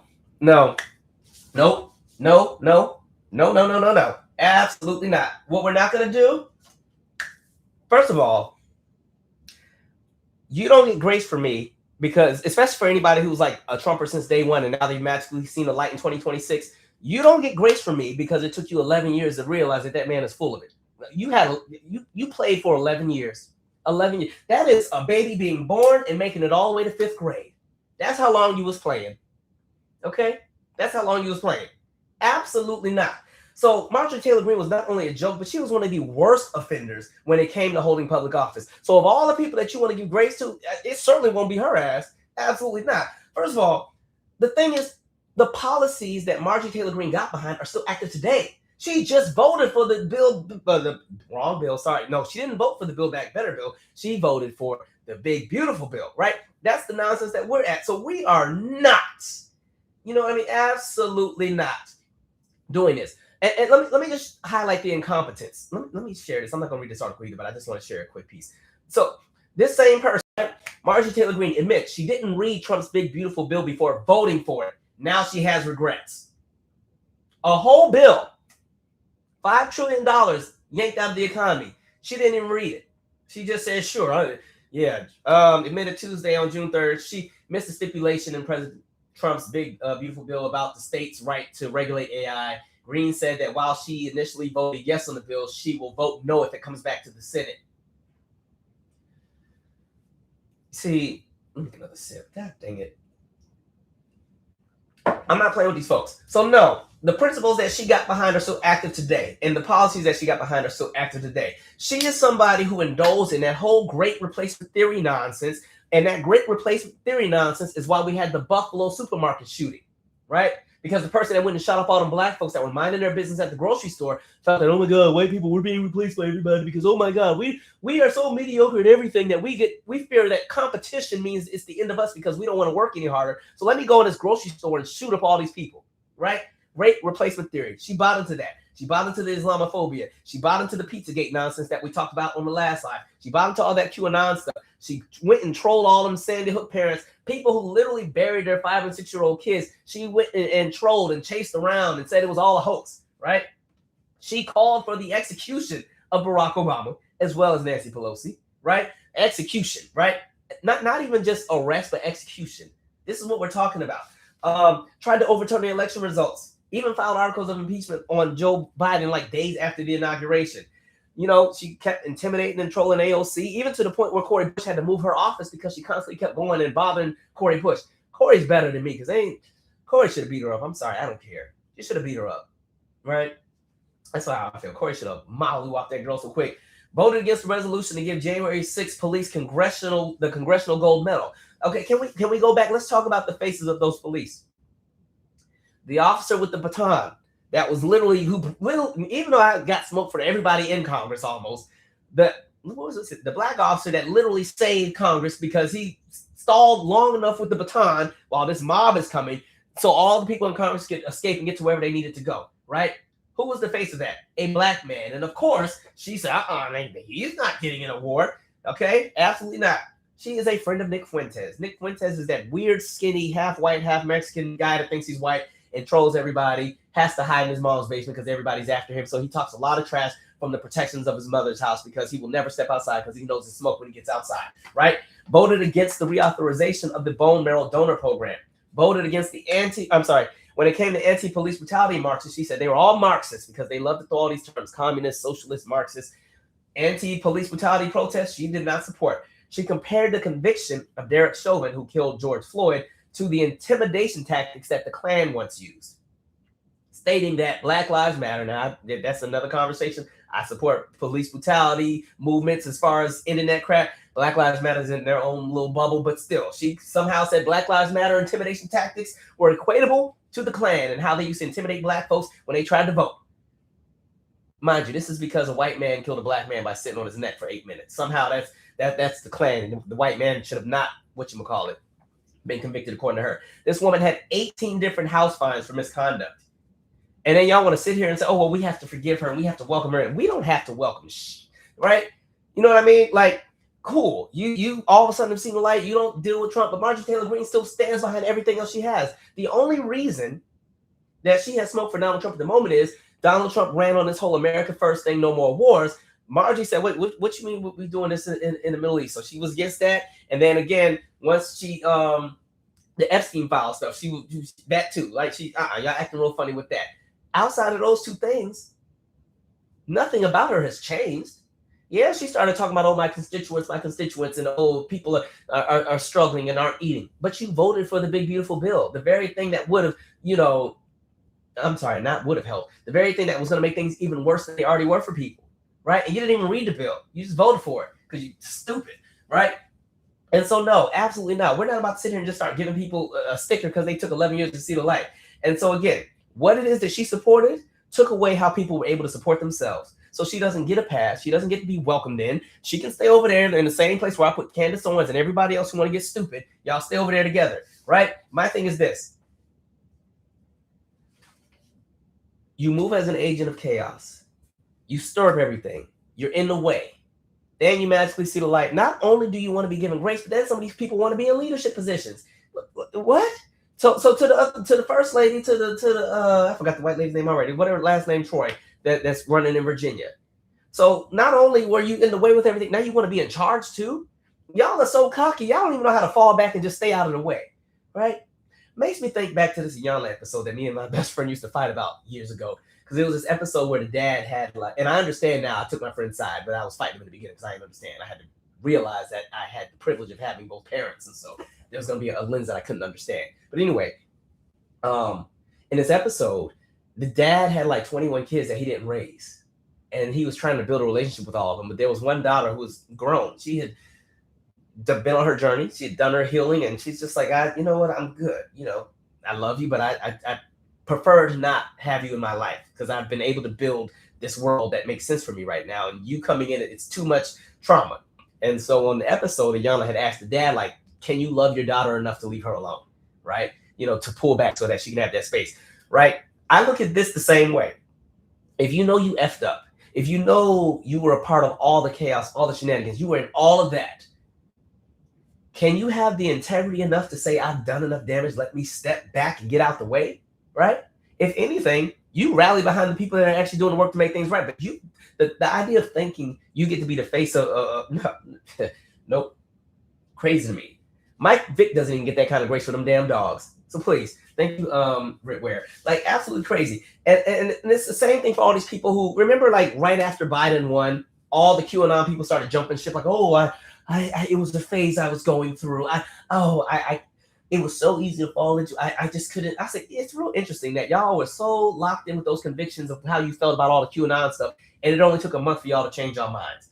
Y'all are playing in everybody's face. People can see right through it. So no, I'm not doing this, right? And I would like to know how a lot of those anti-post QAnon folks voted in 2024, because I guarantee you they all still voted for Trump, right? So I don't want to hear it. And that's the part that gets me. Like I said before, any other time these folks want to speak in absolutes and they actively work to make sure that all the things they believe in are protected and come into power and dominate. But now all of a sudden they all want to be meek and nibble. Oh, I had no idea. I didn't know it was going to be like this. Oh, I did. I'm like, were we not all watching the same rallies and political ads and the same speeches? Like we all got, I mean, I know a lot of us ain't got cable and stuff no more, but like most of us saw the same commercials. Right, you know, you saw the deportations now ads, and you saw the we're going to do this and we're going to do that. You saw everything that was there. You saw what they said they were going to cut, and on top of that, you lived long enough to experience the first term and what their priorities were. So how all of a sudden is everybody all of a sudden just I had no idea. So you mean to tell me the guy that cheated on his pregnant wife with a porn star had to pay the porn star off, and then got caught up because he used campaign funds to pay the porn star off? The guy that didn't want to rent to black tenants, the guy that didn't pay any of his vendors, the guy that almost pretty much single-handedly bankrupted Atlantic City, the guy that went bankrupt 7 times, the guy that's been sued by any and everything under the sun. Somehow, you couldn't tell what was coming down the pipeline when he came down that escalator in 2015. You thought it was all just going to be big fun in Baltimore, huh? I can't. And see, the reason I don't trust a lot of folks who move like that's cool that you've seen a lot. I love that for you. Great. Stay in your lane. Make sure you do the right thing in the voter booth. You don't need to be in charge of nothing. You don't need to lead in. If you want to lead something, lead the rest of your friends out of the nonsense and it stays there. You've lost the privileges of being in charge of anybody's livelihood, because I, as a black person, cannot trust you with the livelihood of me and even my community, because I've seen like a Marjorie Taylor Greene. Now, mind you, Marjorie's out of office. She ain't running for nothing. She's done. She done made her multiple millions, right? She did some insider trading and all that stuff and got super, super rich. And then all of a sudden saw the light and then resigned. Okay. Yeah. I don't trust anybody like that with my livelihood, period. Point blank. Like there's no ways around it. And the thing is, when you're not careful, people, the real them still shows up. Like people like a Marjorie or whoever this lady is that's running in Virginia. And a lot of these people who are all of a sudden, oh, I saw the light. I can't, I don't trust it, because a lot of these folks revert back to what was at some point. Every single time. I'll always remember this one comment I got. Maybe this is when Macklemore, the rapper, came out with that song called White Privilege. And in the video, I said something about how it's interesting that song was getting attention. And literally what he was talking about is what every black rapper has been saying and what I had been saying. And every person who has this kind of commentary or content has been saying on their channel for years. But once a white man does it, all of a sudden it's going to get all these accolades and attention. And so there was a person who left a comment like, gee, I don't know what to do. You complain when we don't do enough, and now when we do something, it's appropriating. I'm done. You guys are on your own. I'm like, and mind you, when he said on your own, he's talking about the police brutality stuff. Don't ask him to help. He's totally done fighting for civil rights. All because he saw, this was about videos were short, all because he saw a video that was maybe 11 minutes where I'm critiquing a rapper, not policy, not anything structural, not anything that actually really makes a difference between today and tomorrow, a cultural conversation. A cultural conversation pissed him off so bad that he's like, the hell with you blackies. I'm done with y'all. You're on your own. And he probably goes for Trump too, right? So what I'll say is, people always revert back. For somebody who is pretending to all of a sudden care, look how easy it was for him to be like, nobody changed my mind, right? It's kind of like when you're a kid and you're playing hide and seek or tag and you're chasing a person, and they're like, no, time out, my asthma, time out. And then you're like, okay, hold on. And then they're like, sight, and run off. Same energy. So y'all better start having some discernment about who it is that you want to get behind, because when you're not careful, the foolery repeats itself. I want to pause and read some comments, and then I'm going to come back to that point. Because we're going to go into a little bit of history real quick. I am fighting for my life to hold on to my voice. All right? I apologize, but I was like, if I don't do a live tonight, there's going to be too many stories that are going to like pass us by here.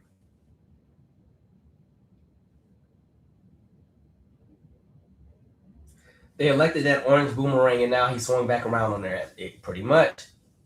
Somebody said this administration is playing with us. Yes, they are. South Africa just told him to get the heck out of their country. He just went over there with his okie dokie. He's also a joke. Pretty much. Got rid of DEI for CMI. Caveman intelligence. Or Marie Daniel Favors likes to call it WEI. White, entitled, and incompetent. Which I was like, damn, I wish I would have thought of that. That's a good one.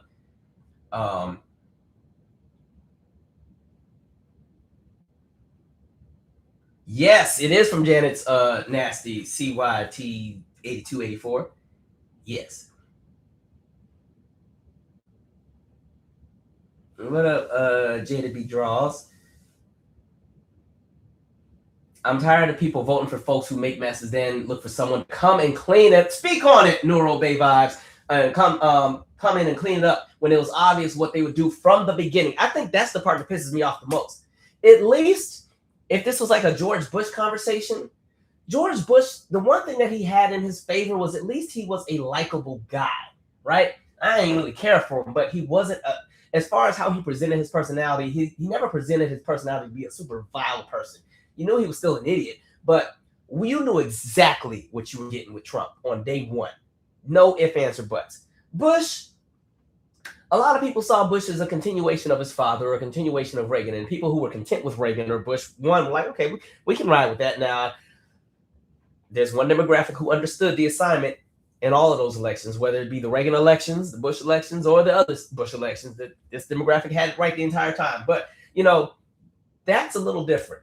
There could almost be some consideration, not grace, but consideration, like, okay, it was a different day and time. But what we got now, you knew what you were getting. This is the most unserious. Think of him even mocking the people with the disabilities and doing, like, are we serious? You didn't know what you were about to get? The man literally buried his wife in the backyard and showed even got a gravestone. And that's so he get tax write-off, because now all of a sudden Mar-a-Lago counts as being a cemetery, right? Not even a gravestone. They don't even know where that body's at this point. The grass and grew over where the grave is. He over there swinging. Whoosh. I think it's over here, right? Wife just in the ground dead. Ain't nobody care. I don't know how they thought that was okay. That's wild to me. Let me see. Somebody said Omar greatly disappointed me here. And on top of that, Marjorie has called Omar every kind of Muslim terrorist, every racist, horrible thing you can say about that woman. She just called that woman every name in the book. And here y'all always, this goes back to that Forgiveness Olympics video I did when Botham Jean's, not his trial because he unfortunately was killed, when Amber Geiger was sentenced to that 10 years, and then Botham Jean's family was doing the most. right? And the brother wanted to give her a hug. The judge gave her the Bible. The bailiff was brushing her hair. I was like, y'all, what are we doing here? All for Amber to still appeal and be like, I don't even think 10 years is fair because they messed up. I should get out. She only got 10 years for killing the man, and that was still too much for her. So even after all the theatrics and the forgiveness, and again, because like I said, we've always been burdened with the element of poise, and there are many of us who have convinced ourselves that we have to always extend, like Common said years ago in 2014, the way to fix racism is for Black people to extend a hand of love to white folks. Common pissed me off so bad I don't even want to listen to the Go album no more. Wait, was that album called Go? I think it was called something else, but Go was the lead single. I'll come back to it. Anyway, yeah, a mess.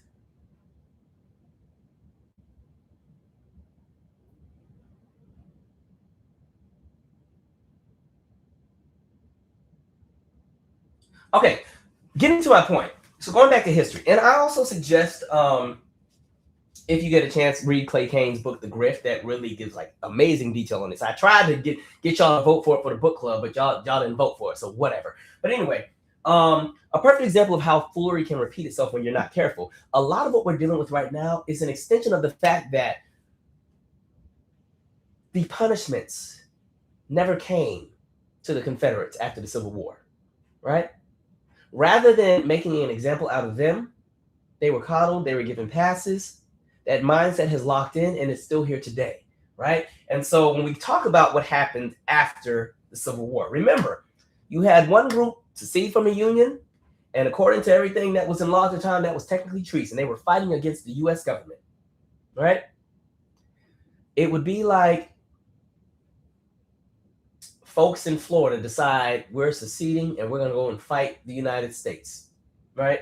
And then the folks in Florida, because, everybody in Florida got about 18 guns. So it's like you got the folks in the villages, the neighborhood, they all coming out there. It's like all of them going and shooting up government officials and shooting everything. And then when it's all over, nothing happens. They get to go back to living their lives. That's literally what happens, right? So plantation owners got reparations, right? Lincoln prioritized reunion over punishment.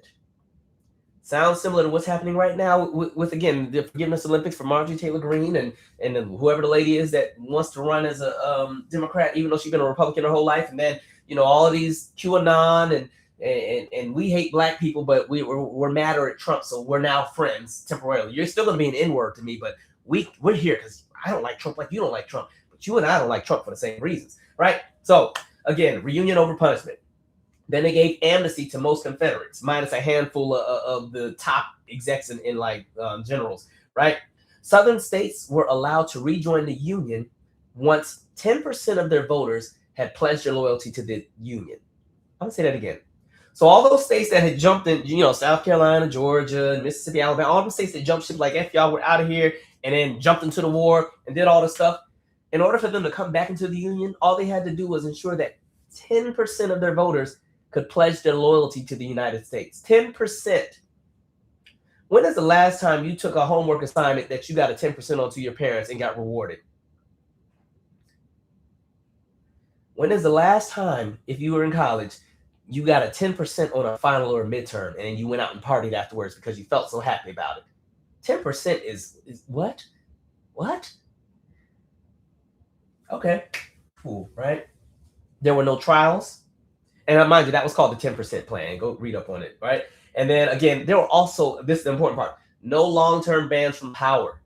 All of these very people who had just gone and done all this stuff could still run for office, which is exactly what they did. Because by the time we get to Reconstruction, right? Because remember, at this point, Lincoln then pop, he's out. And now you got Andrew Johnson in there, who again, Andrew Johnson was his vice president, but he was his vice president from an opposing party. Because if you go back to that time period, everybody was already mad at Lincoln. Right? Remember, Lincoln wasn't really trying to free us. Thank God for Frederick Douglass, who was like, no, you need to incorporate. This is what's going to fix the Union, and you cannot possibly jump into this and blah, blah, blah, without adding this portion about freeing the slaves. And then we get the Emancipation Proclamation. And even with that, the one that we got was not the original. You should have saw the first BS he tried to put out. And Frederick is like, sir, no, you back to the drawing board, right? Anyway, Lincoln's party was pissed with him because of everything happening with the conversation around freeing slave. I don't like saying the word slave. Freeing men, slaves, and everything else like that. To the point where when they had their convention, they nominated Andrew Johnson to be his vice president, somebody from the opposing party, right? That's how mad they were with Lincoln. That would be like if we had the DNC in 2024 when Kamala had got the nomination, and then instead of who was with her Walls, right? Instead, it was like J.D. Vance is going to be your vice president. We're so mad at you. J.D. Vance is going to be your vice president. Good luck getting anything done, and make sure you don't, get pushed out or whatever, because then he's in charge. That's pretty much what happened. So Andrew Johnson gets in there. Reconstruction, as we know, that was supposed to kind of repair the damage that had been done to Black folks and people who were now newly free. And that was all the programs and everything that give us those opportunities. And in those handful of years of Reconstruction, we started seeing Black people get elected to Congress, mayoralships, all kind of stuff. Andrew Johnson said, the hell with that. Now, they are not coming up in here getting nothing. And we end up seeing Reconstruction just get dismantled. And so because there was leniency, right? Because none of those Confederates were technically punished or had to deal with any consequences, they got to go back to doing the same nonsense. They never learned their lesson, and they held on to the same mindsets. And then we went from Reconstruction to Black codes, which eventually became Jim Crow laws. And then we also saw things like the rise of the Klan. And so when we fast forward to today, look at how Orange Man got to escape from all of his crimes. That New York case is going to piss me off the most. The one where he was guilty of the 34 counts. And the judge is like, well, we're going to give him a ceremonial sentence. So he's not going to do any time. It's on paper that he was sentenced, but it's ceremonial. He's learned his lesson, right? And so now, if we think about it, Orange Man is out here doing the same. January 6 pardons, right? Pardoning everybody. You know what's really funny? They just, I think, the 20th person. Actually, did I save this? Oh, I certainly did. Can we do some name dropping here? I just want you to take a look at some of the people that this man spent so much time trying to pardon. Let me send this to myself really quick. Or maybe I have it. Hold on. Let me make sure I got it. Did I take it? Damn. I didn't. I'll just read it from my phone. My bad, y'all. Okay. You have, let me make sure y'all can still see me. Sorry. We're going to cancel that. All right. Again, everybody from January 6th, remember them 1,500 plus people got pardoned right away, real quick. No consequence. Let's go with some of these people who've been pardoned. Daniel Tochi, possession of over 110,000 images of children in compromising positions. Casey Von Owen Hopkins, convicted of the R word, sodomy, felonious restraint. There's Edward Hemingway, sexual battery, criminal confinement. Andrew Grigsby, same thing again, images of children in compromised positions, if y'all know what I'm talking about, right? Jared Lee Hawks, sexual battery. Theodore Middendorf, predatory criminal assault of a child, 7 years old. Andrew Take, not Andrew Tate, because he's just as terrible, but Andrew Take with a K, right? Online solicitation of a minor. Daryl Eugene Johnson, 4 times invasion of privacy for secretly recording women changing naked in a tanning salon. David Daniel, again, child, you know what, images that are inappropriate of children. Andrew Paul Johnson, molesting a child under 12 and one under 16, lewd and lascivious exhibition. Benalos? I don't know, stupid name. Kidnapping and sexual assault. Jeffrey Newcomb, 2 times for rape, sexual assault, gross sexual imposition, corruption of a minor. His first victim was a deaf 14-year-old. Kyle Cotton, same thing, possession of images of children in compromising positions. King Brian Lazo, aggravated sexual assault and battery of a minor. Dylan Colby Harrington, rape. Sean McHugh, unlawful sex with a minor. Okay, statutory rape. I don't know why they're trying to make it sound pretty. It's not. Austin Jaggers, rape again. Landon Brady Manwaring, enticing a minor, dealing with material harmful to a minor. Joseph Martin Pastucci, rape, aggravated indecent assault, sexual assault, indecent assault, stalking and false imprisonment. Alan Michael St. Onge, sexual assault on a female.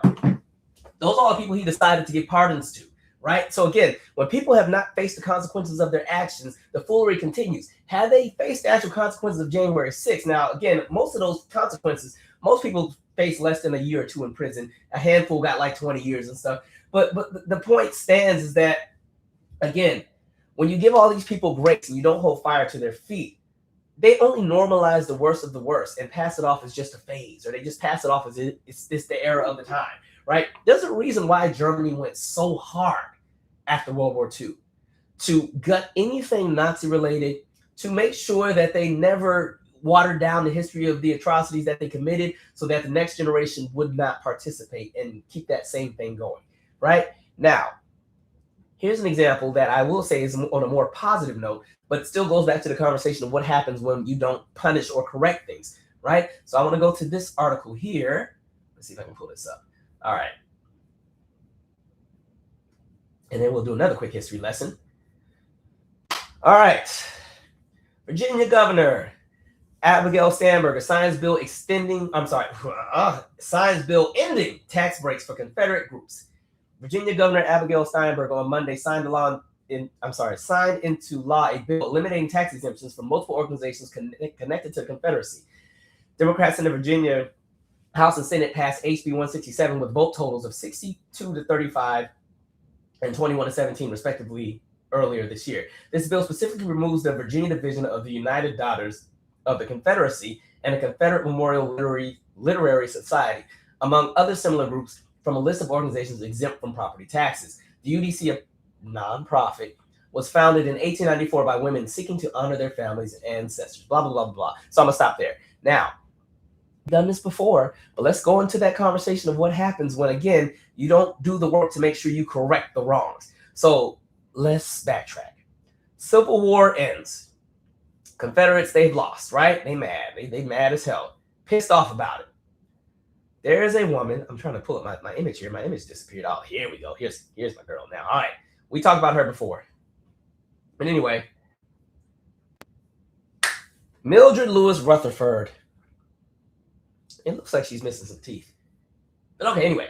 So Mildred Lewis Rutherford felt some kind of way. She didn't like the way that people were talking about her fathers and uncles and brothers and friends of the Confederacy, right? She ain't like it. So, backtrack here. We get into what you all know as the lost cause, right? Most of Rutherford's life was dedicated to the propagation of the lost cause, which strives to rewrite the history of the Civil War from a Southern perspective, arguing that states' rights was the cause of the war. Now, I'm not about to go into the states' rights conversation, but if you go back and watch, I'll add it in the description. It's the video I did on Nikki Haley when she was claiming that the Civil War wasn't about slavery. I did the whole breakdown on that Lemon versus New York case and the whole conversation of states' rights and what it really meant, right? Anyway, going back to my main point here, slavery was a positive good and secession was lawful. She gave many speeches in defense of the cause, often dressed as a Southern belle while she did so. One of her speeches was the first speech by a woman to be recorded in the congressional record. From 1899 to 1902, she served as president of the Georgia Division of the United Daughters of the Confederacy, an auxiliary organization of women dedicated to the memorialization of the Southern cause. Remember, this is 1894. This is almost 30 years after the war has ended. A whole two generations have come and gone. People understood that, okay, the people almost had us lose the country. They're not great people. She decided, no, we need to change that narrative. That's what she actively campaigned on 30 years later, right? She was the historian general of the National Organization from 1911 to 1916. She also served as vice president of the Stone Mountain Project, working on the completion of etching of Confederate generals Robert E. Lee and Thomas J. Stonewall Jackson, along with President Jefferson Davis, onto the side of a giant rock. Now, remember, Jefferson Davis is the person that lost to Lincoln. When they had that election, all of the southern states voted for Jefferson Davis. All the northern states voted for Lincoln. That pissed them off some more as well, too. Rutherford was most successful, and this is the important part, was most successful in spreading the lost cause through school textbooks. In 1919, the UDC, along with the United Confederate Veterans and the Sons of the Confederate Veterans, united to create a committee to spread the lost cause narrative through textbooks. The committee was dubbed the Rutherford Committee due to her overwhelming influence. The committee published a measuring rod to textbooks and reference books in school, colleges, and libraries, which was used by Southerners to measure whether a book whether a textbook properly promulgated the lost cause. In 1920, The Truths of History was published by the committee. Though primarily authored by Rutherford herself, this book expanded upon the measuring rod's tenets and went further to call out textbooks that didn't properly represent the lost cause. It was essentially a blacklist. These two texts would impact public education, especially in the South, for many decades to come. I have one more piece to read here, and then all right. Rutherford also actively worked against white women, worked against the women's suffrage and the 19th Amendment. She believed suffrage undermined women's traditional roles in the private sphere, although she herself undermined these expectations by being a public speaker and unmarried. In 1927, while recovering from a serious illness, okay, I don't care, she lost everything. Okay, anyway, so going back, they lose the war. Nothing happens. They're forgiven. They're given grace. They're given amnesty, all kind of things, right? They end up rebuilding their wealth. And in addition to that, you get a group like the Daughters of the Confederacy who say, no, we need to not only tell the story, but we need to expand it. They end up in the textbooks. We've talked about the Book of Georgia, the state of Georgia, as far as the textbook that they had in the 70s, where they talk about slavery and, slavery wasn't that bad. And they had a froth and they sang and danced when the sun went down, right? We talked about before McGraw-Hill and how when you even look at the textbooks that they have as far as their history curriculums, they vary according to state. And what I'm saying that varies is the story and a telling of U.S. history. Texas has a very different history book than California, which has a very different history book than Florida, which has a very different history book than New York. And that's done purposely. So understanding that because corrections weren't made back in 1865 and we kept giving an inch to nonsense. Remember how I said when you keep giving an inch to nonsense, eventually those inches become feet, which become miles. And before you know it, they're running a marathon on you. Things that you don't even think about stem back to, again, inches being given to nonsense centuries ago. All right? She's also the reason why you had all those statues everywhere, all the Confederate statues here and everywhere. And just to show you how much this is better, remember the movie Remember the Titans with Denzel Washington, where it was the movie about it was based on a true story about the black football coach who he ends up coaching at T.C. Williams High School, and it's the first integrated football team, and they make it all the way to the state championships. T.C. Williams High School, Confederate general. How do you think the school got named? It ties back to the white woman that we think might be missing some teeth, right? All of this ties together. And so when we're talking about why it's important to make sure that you hold folks accountable and that we just don't all of a sudden jump into the Forgiveness Olympics just because they said one or two things that almost make sense, there's a danger when you keep giving passes to everybody just because they finally done something that you think you like, right? And so again, you let all these narratives and stuff go unchecked for years and years and years. Look what happens.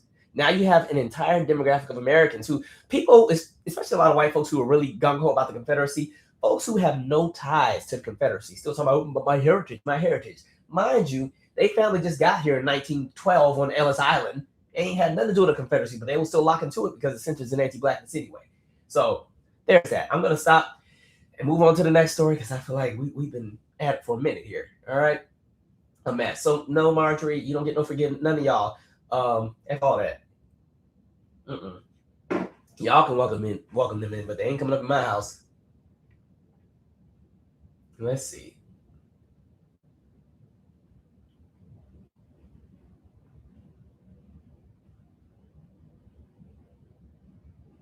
Somebody said Italy even put Christopher Columbus in jail. Right. Sounds like Clarence Thomas's wife. By the way, like I said, because Clarence Thomas is somebody I want to do a whole video just on him, right? Because there's so much to be said about him. I'll save it for later, though. But like I said, there's a really good podcast, the Slow Burn podcast, and I think they have about 8 episodes about Clarence Thomas's entire journey, and it will explain how he went from a very down for the people, I'm not fighting for civil rights, everything, to what he is now and how we got there. Interesting. All right.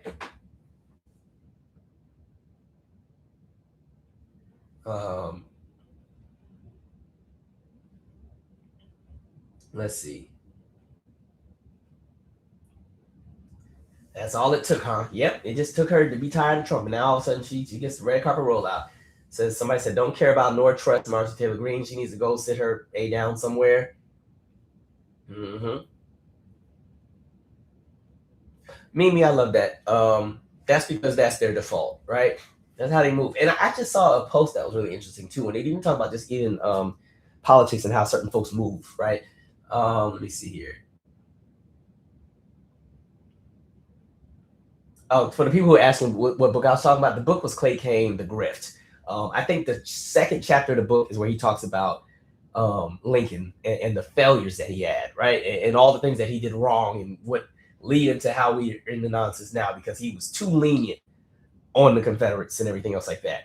And he kind of set up a domino effect where even after he died, it was like, all right, everybody swarming and get the rest of the stuff out of here. And so, yeah, there's that.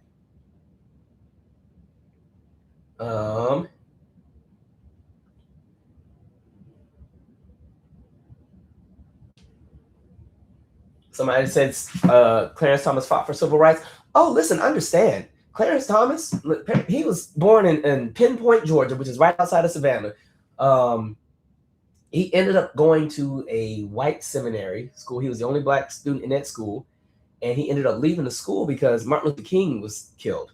And one of the classmates said that Martin Luther King was a, SOB, son of a, what, and it pissed Clarence off so bad that he's like, I don't want to be in this environment, right? So understand, Clarence Thomas had some discernment. He understood how this all worked, right? He even went, I want to say this was in Missouri. He was in the protest that took place after Martin Luther King died. Remember, there were all the uprisings in '68. He was out there. He was out there kicking over trash cans. But when your integrity is shot, it's easy to slip up. Long story short, once he got an opportunity to work in the Reagan administration, his politics changed quickly once the money came in. And then, the guy we got now, here we are. Mess. All right, give me 1 second. I need to grab something and then we'll keep going. Give me 1 sec.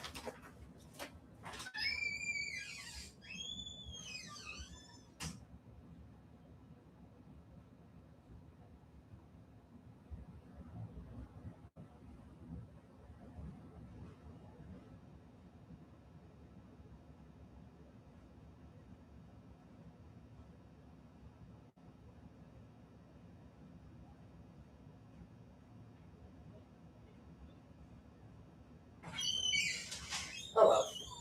I don't even know where I put it. I'll just grab it later. Okay. Can't find. Oh, shit. It's right here. Silly me. Okay. I still wanted to shout out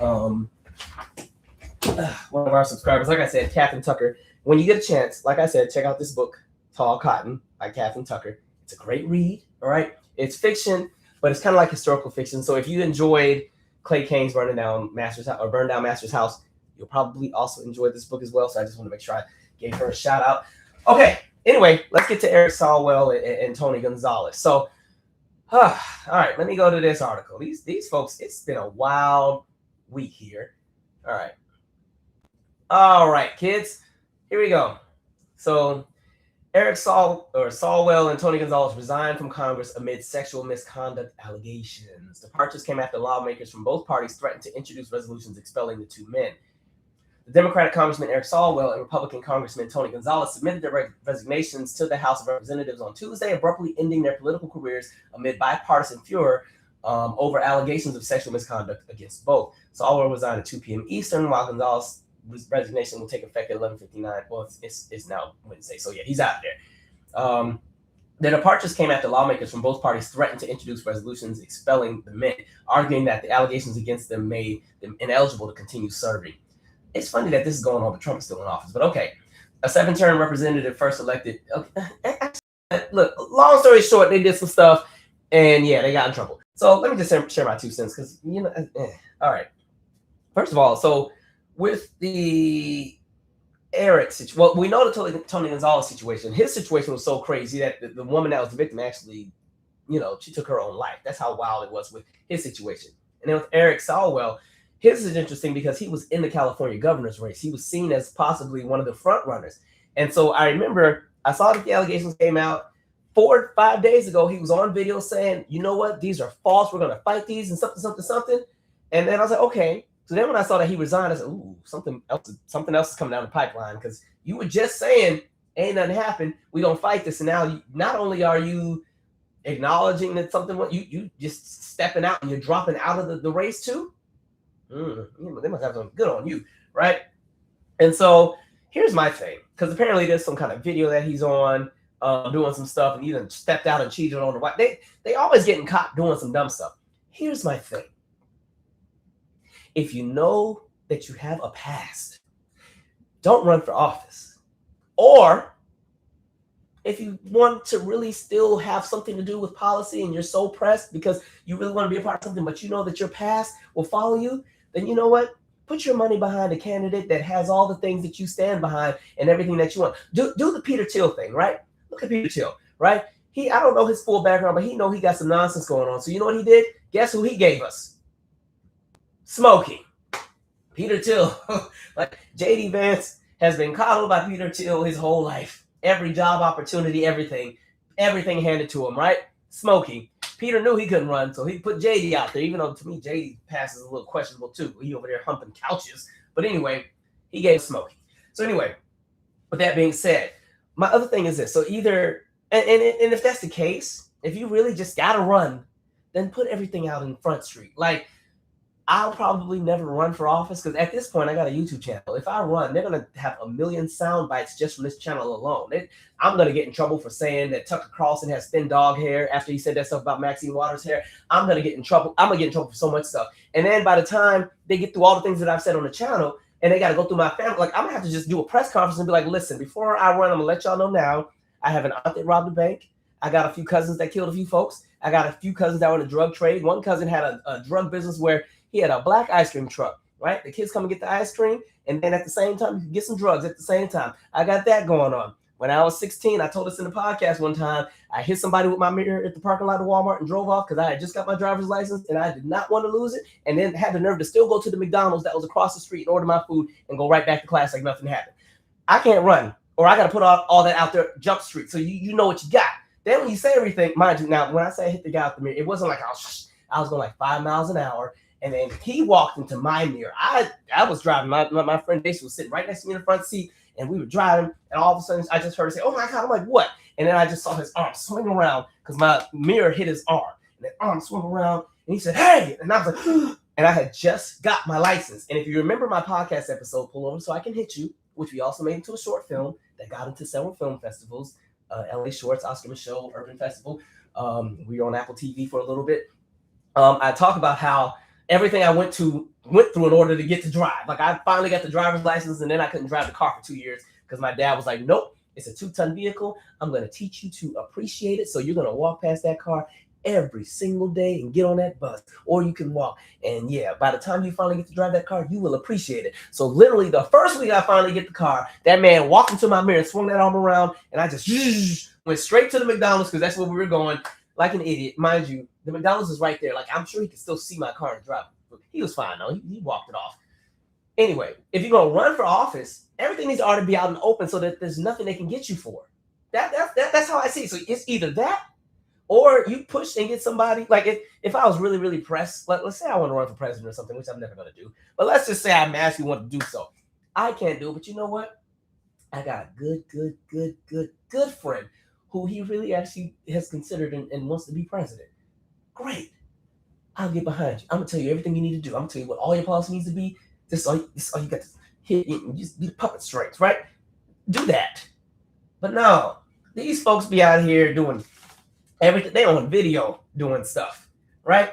Understand, you're not going to catch me on video doing anything. Even if I ever did any kind of content. Like, because I know this is the era of OnlyFans and stuff, and we can have an adult conversation here. This is the era of OnlyFans. It's a great side hustle for a lot of people who made some money. Listen, I've already been 10 steps ahead of that. I don't have any tats or piercings. So if I make some content and you don't ever see my head, and as long as I don't talk, because I do think I have a distinctive voice, y'all ain't never going to know it's me. Just shoot all my stuff from the shoulders down. Have a great time. You'll be racking it up. Look, if you see the set start getting more elaborate real quickly, right? If you start seeing Manhattan in the window, just no judgment. No, I'm just kidding. Anyway, and you know what's wild is that the guy who leaked the video of Sawlwell is Martin. Actually, let me just go to that picture. Y'all wait till we get back to this dude. You remember this guy? this makes me question, like, who are you even hanging with that this guy has influence you have? You remember this guy? I mean, he already looks, they even have a look. They have a look. Tells you everything you need to know. Now, this was the man. Do I have his story? No, I didn't keep his story. I'll just keep going. This was the guy who ended up buying the company that makes Darafrim. Darafrim is the medication that people use. His name is Martin Shkreli, or something stupid. Anyway, this is the man, or he bought the company that makes Darafrim, right? Darafrim is a medicine that people can use who have either immune compromise, or their immune system is compromised, or they have special cancers, or they have AIDS, right? Now, that pill used to be $13.50 per pill. When he bought the company, he skyrocketed the price up to $750 per pill.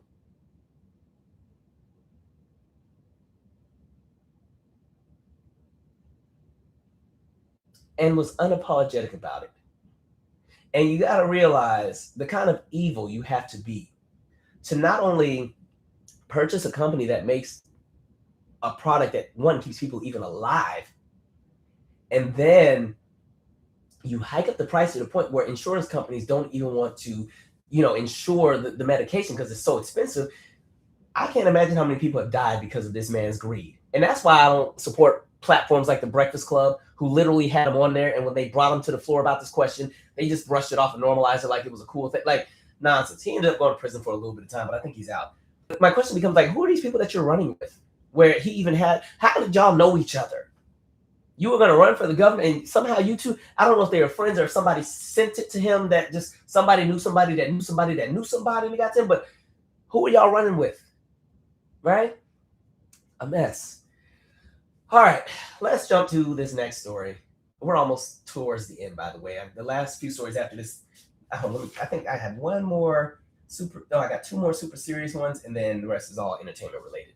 So I appreciate y'all for riding with me, because this has kind of been one where we just whacking everybody. All right, pay attention, folks. The American Allegiance for Equal Rights. AAER files federal lawsuit alleging Congressional Black Caucus spouses' education scholarship violates the Civil Rights Act of 1866 by limiting awards to African American and Black students. Remember this name right here? We're going to come back to that. Today, the AAER filed a federal lawsuit in the United States District Court for the District of Columbia against the Congressional Black Caucus for alleging the foundation CBC Spouses Education Scholarship is an unlawful race-based contracting program that violates 42 USC 1981 Civil Rights Act of 1866. The complaint is attached. The foundation openly restricts the scholarship to African American and Black students. The foundation's websites, FAQs page, and promotional brochures state plainly that non-Black applicants are ineligible. The foundation has administered the program in its racially discriminatory manner every year since 1988, awarding over $11 million to date exclusively to Black recipients. Ooh, $11 million since 1988. What is that, 38 years? Okay. Ooh, that's a whole lot of money. The lawsuit also challenges a second eligibility requirement, which requires that applicants must reside or attend school in a congressional district represented by a member of the Congressional Black Caucus. Because CBC membership is restricted to Black members of Congress, this geographic criterion operates as an additional racial proxy, further excluding non-Black students from eligibility. Okay, and then they said some other BS. I'm gonna stop it right there. Now, ladies and gentlemen, if we remember how I said the work is never done? Guess who shows up every year with some new nonsense for us to be pissed off about? Edward Blum. Now, I have done 2 very extensive Edward Blum videos, so I'm not going to go all the way through his stuff, and I've already put the links in the description for you to go ahead and watch, because one of those videos is 35 minutes, and I think the other one is 11, right? I ain't going through it all, but just to remind you all, Edward Blum ran for Congress in the 90s. He ran for District 18 in Texas. He lost because Black voters didn't vote for him. So he felt that the district that he ran in was too gerrymandered specifically for Black folks. And so he sued in order to get the district redrawn, right? It was the Bush v. Vera lawsuit. He won. They had to redraw district number 18. Then he realized, oh, I got a little bit of power. And on top of that, because black people didn't vote for him, he said, well, I'm just going to always make them the target of everything that I'm mad about in the world. So then his next step was the Northwest Austin Municipal Utility District No. 1 v. Holder. Now, this was a lawsuit that stated that states should be able to, that districts should be able to opt out, opt out of Section 4A of the Voting Rights Act. Made it all the way to the Supreme Court. He won by a score of 8-1. And the only reason the one was there was because the person who was the one that was like, actually, no, I don't support this, felt that if we're going after Section 4A, we need to go after Section 5 as well. And guess who that person was? Clarence Thomas, right? And now, as we also see Section 2A is on the docket right now in real time with this case with Mississippi in the Supreme Court, that same conversation has come up again about Section 5 and again Section 2A. So they won.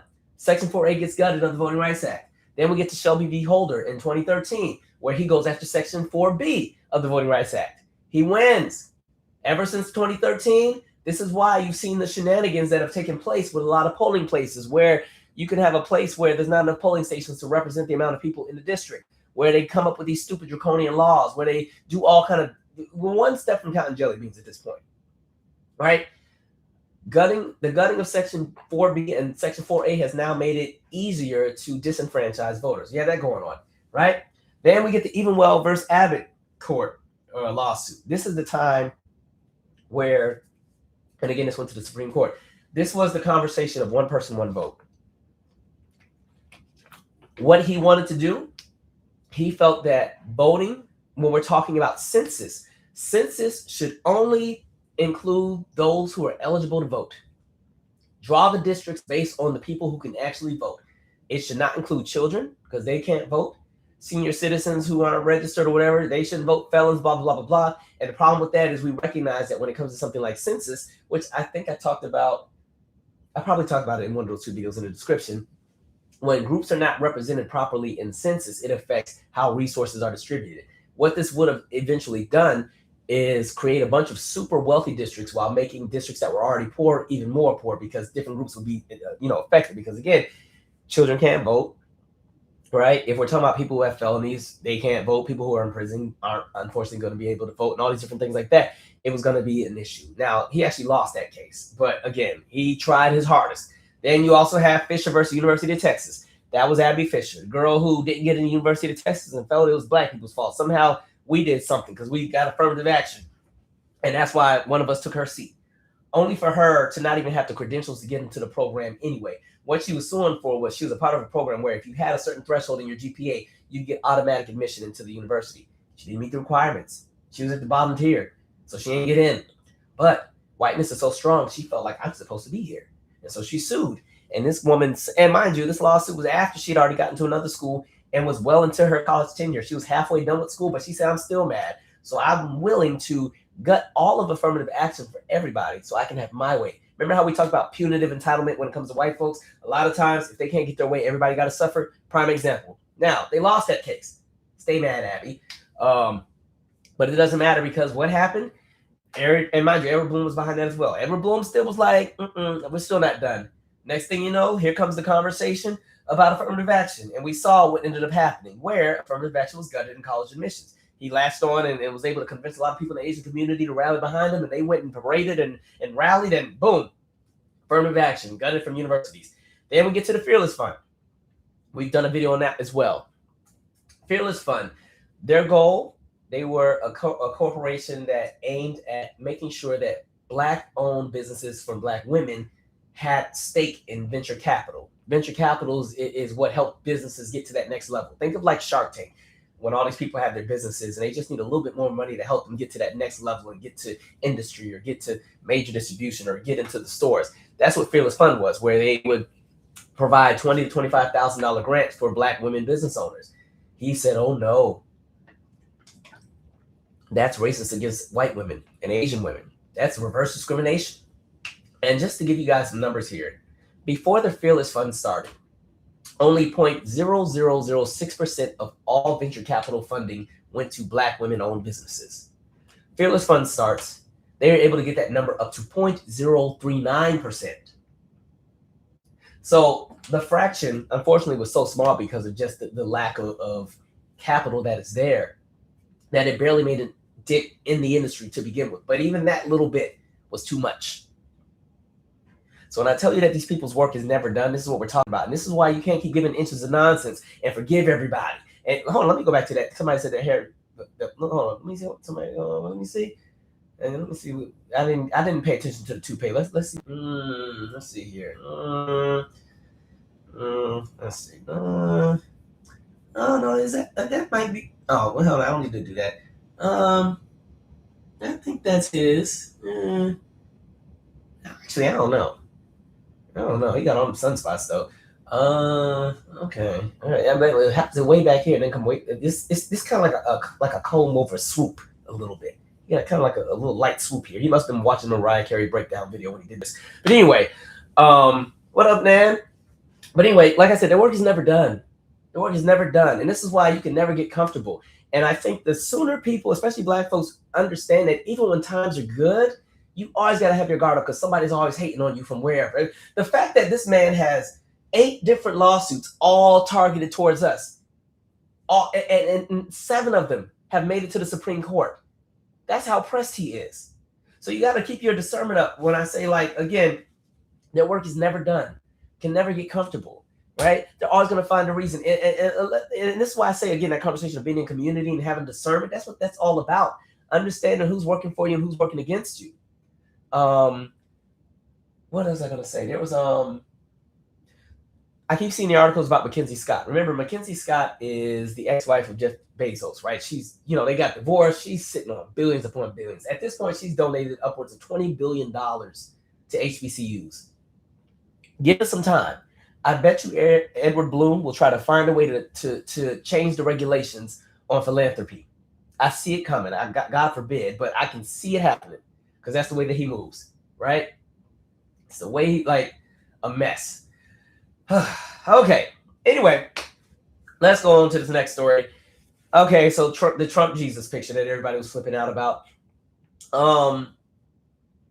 At this point, I don't understand why anything he does is shocking. Anytime I see him do anything, I expect him. Again, that's him.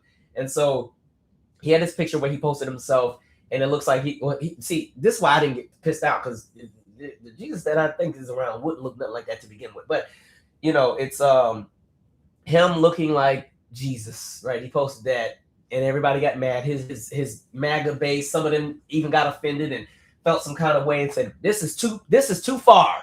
And I said, okay, so the racism wasn't too far, bombing everybody, killing everybody wasn't too far, starving the children wasn't too far, cutting all the programs wasn't too far, raping all the women, 16 different accusers before the 2016 election wasn't too far, making fun of disabled people wasn't too far, not selling the black tenants wasn't too far, doing everything under the sun wasn't too far. But right here, this image of white Jesus that y'all want to hold on to now that he's on it, that was the final straw. Okay, cool. But what makes me laugh is his justification and his reasoning, where he was like, oh, I wasn't trying to be Jesus. Let me go to the clip. And I said, this man here is a fool. Hold on, I gotta get the clip to play. Where's it at? Orange man, where you at? Here we go. I hope I have the audio on this. Let's see. Give me 1 second. All right, Orange man, speak up. President, that picture of yourself depicted as Jesus Christ. Well, it wasn't the picture. It was me. I did post it, and I thought it was me as a doctor, and it had to do with Red Cross as a Red Cross worker, which we support. And only the fake news could come up with that one. So I just heard about it, and I said, how did they come up with that? It's supposed to be me as a doctor, making people better, and I do make people better. I make people a lot better. As an example, the 11,000, I understand your husband's going through treatment. Yes, sir. Yes, sir. He's going through some very serious cancer treatment. So yes, this goes a long way. Yes, sir. It sure does. First of all, you're about to kill me for real. Sorry. He said, let me take a sip. I'm about to cough again. He said that was supposed to make him look like a doctor. Let me go ahead and find the picture. I forgot to save it in here because I was like, I don't want to offend nobody, but actually I don't care. Let me pull this picture up real quick. Because he ended up doing another picture right afterwards. So I'm like, well, there's that. Okay. Oh wait, wait a minute. Hold on. Oh, okay. All right. I ain't see this. I didn't even notice this part. Okay, let me share what I see. See what I see. Okay. So yeah. So as you can see, this is the picture that pissed everybody off, right? I don't know what kind of Red Cross he thinks this is. Who are you fooling? Like, don't play in these people's face. You got Molly right here praying to him. You got now. Here's an actual doctor that she's the one with the stethoscope. She ain't doing nothing. And then they got the American flag in the back, Statue of Liberty. And this is so Trumpish. These damn jets in the background, like that might be God getting me for laughing. What are we doing here? This is not a doctor. This is not a Red Cross anything. But the lies. He lies so much he's not even good at it. And the media just buys it every time. It's bad enough that even during this press conference, it's the press conference from the whole DoorDash thing where there was that old lady that went to the White House to DoorDash and there was a little camera moment and they're like, oh, it's so cool. First of all, staged. You just can't show up at the White House with no food and DoorDash. Because one, if the White House does do any deliveries, you're not going to the White House front door. They're going to have you enter on that side it used to be the East Wing before they tore it down. So I guess you got to come in from the West Wing side now.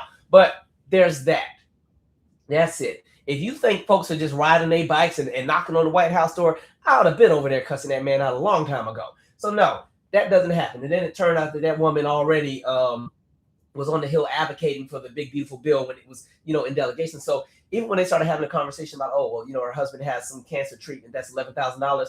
Well, she's supporting the very bill that's going to gut research and the kind of care that her husband needs. So all y'all stupid together, right? You didn't help your husband just kick the bucket faster because you literally voted to support gutting his health care and gutting the research and the sciences and defunding the hospitals. We already had the conversation about the fact that because of what's happened with the big beautiful bill, there's about to be 400 plus rural hospitals that are going to close in the next handful of years because there are so many people who can't afford healthcare that they get subsidies from the government, or the hospital gets subsidies from the government to give people care in a lot of these rural county hospitals. But because those programs are cut and they're gutted, and we also got rid of the subsidies with the Affordable Care Act, these hospitals have no way to maintain their profit. They're going to close soon. So I don't know what she was thinking, but whatever. And the bigger issue is, at the age let me find her picture too, because she looked like she got up there. What's that lady's name? DoorDash, White House lady. Let me find her picture. Okay, yeah, let me use this one here. The other thing that we need to be more concerned about that actually got me. Come on back here. Okay, she got a good makeup. Look, she got that smoky eye too. Her and JD using the same person. She looks like she's at retirement age. She shouldn't have to be door dashing to begin with. If anything, this highlights where the economy is. Where grandma got to go door dash. Well, my grandma's already going to glory, but I guarantee you my grandma was not door dashing and knocking on doors doing deliveries. This is at least, I don't know, some of these folks, they'd be like 42 looking like this.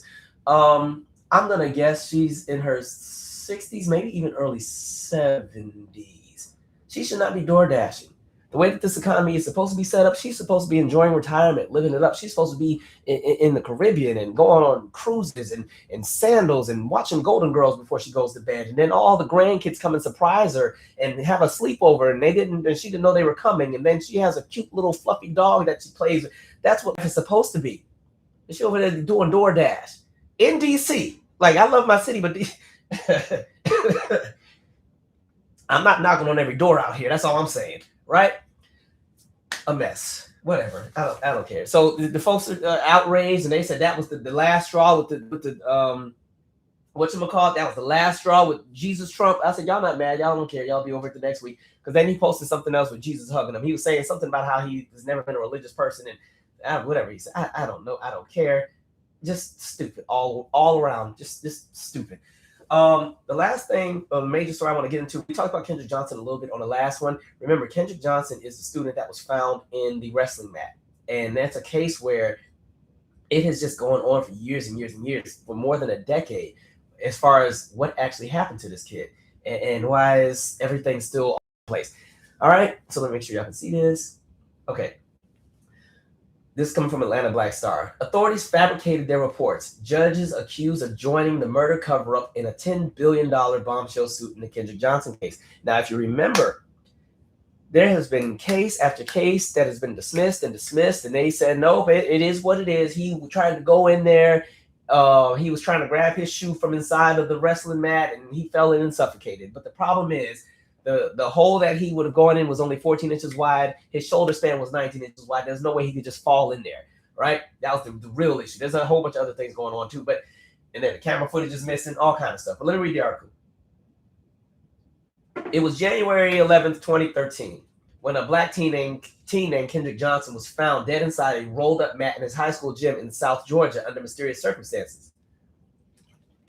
A death that was determined by the Georgia Bureau of Investigation to have been accidental suffocation. But a second autopsy conducted by a private doctor through Johnson's family determined the 17-year-old high school student was killed by a blunt force trauma, possibly murdered, contradicting the initial autopsy that claimed he had died from positional asphyxia, the medical term for suffocation. A third independent autopsy also contradicted the government's autopsy. Johnson's parents, Kenneth and Jacqueline Johnson, then began a legal battle against local, state, and federal officials, accusing the government entities through lawsuits of conspiring to cover up their son's murder, only to see the lawsuits dismissed. Also remember, when they did that second autopsy, his organs were missing, and it was stuff. His body was stuffed with newspaper. They don't ever put that in the articles, but remember that too. All right. The latest lawsuit to be dismissed was on March 2nd, when the U.S. District Court for the Northern District of Georgia, Judge Sarah Elizabeth Gerhati, or whatever her name is, dismissed the lawsuit against the GBI and the Loudoun County Sheriff's Office that had accused the agencies of conspiring to cover up their son's death by falsifying records, lying under oath, and burying the autopsies and evidence that determined the teen died through blunt force trauma. The family responded by filing a $10 billion lawsuit in the same court the following day, I know that's right, on March 3rd against Judge Gerhati, as well as another judge, Lee Martin May, the initial judge who had initially dismissed the lawsuit, only for an appeals court to reverse her decision after the family accused her of bias. Judge May then recused herself and was replaced by Judge Gerhati, who also dismissed the case and is now being accused of bias. Right? The Johnson family is also appealing the latest dismissal in hopes of one day presenting their case to a jury of their peers. Facial bruises and lacerations to the ear, lip, and knuckles. The initial report written by the emergency medical technicians on the day of Johnson's body was discovered inside the mat at Loudoun's High School in Valdosta, cited bruising noted to the right jaw. Sounds like a punch to me. And superficial abrasions on Kendrick Johnson's right wrist and finger on his left hand, according to the lawsuit that was dismissed earlier this month. The condition of the body was discovered in a pool of blood. Facial bruises and lacerations to the ear, lip, knuckles are clearly visible in the photos taken at the scene where Kendrick Johnson's body was discovered. I've seen the image as well. I'm not going to post it for obvious reasons, but yeah, you don't have all these kind of bruises and bleeding from just falling inside of a mat and suffocating. The lawsuit also stated Kendrick Johnson's shoulder, here we go, width was 19 inches, but the width of the opening was only 14 inches wide, citing reports from the sheriff's office indicating it was physically impossible for a teen to have fallen into a vertical mat by accident. The claim also accused Dr. Marianne Kraft, who conducted the initial autopsy for the GBI, that's the Georgia Bureau of Investigation, of a cover-up when she claimed in her report that there were no significant injuries identified. The claim also pointed out the initial coroner to respond to the scene. Loudoun County Coroner Bill Watson had accused law enforcement of compromising the scene by moving Johnson's body, making it difficult for him to conduct an accurate determination of how he died, right? Despite compromise seen by the Loudoun County Sheriff's Office, Dr. Kraft of the GBI determined that Johnson died after trying to retrieve his shoes that were on top of the vertical mat, only for the shoes to fall inside the mat, and that Johnson then fell into the mat by accident by attempting to retrieve his shoes. The reality is, if the thing about the shoes were true, he would have just knocked the mat over and grabbed the shoes that way from the floor. Like, they play in everybody's faces. And so I hope these parents are successful with this lawsuit. Get everybody, because they've been playing with his family's face for years. 4 years. Right?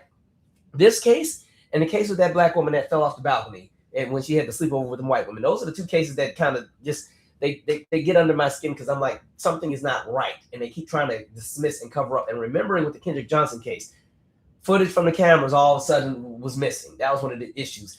The student that is technically accused of possibly being the main suspect in this has ties to the local police department as far as it being a family member and a relative. There's so much to be said about all of that. So we'll see what happens, but yeah, keep your foot on them. Like it's not over around here. So yeah, we'll see where that goes. All right. The rest of my stories are entertainment related, so that's all of our heavy stuff. Thank God. Also, I've never heard of this person until today. Somebody asked me about the Johnny Somali guy. He is apparently a streamer or something, and I guess he just locked up in a South Korean jail. He went and made all kind of content where he would bother people and troll and do different things, and he ended up getting arrested.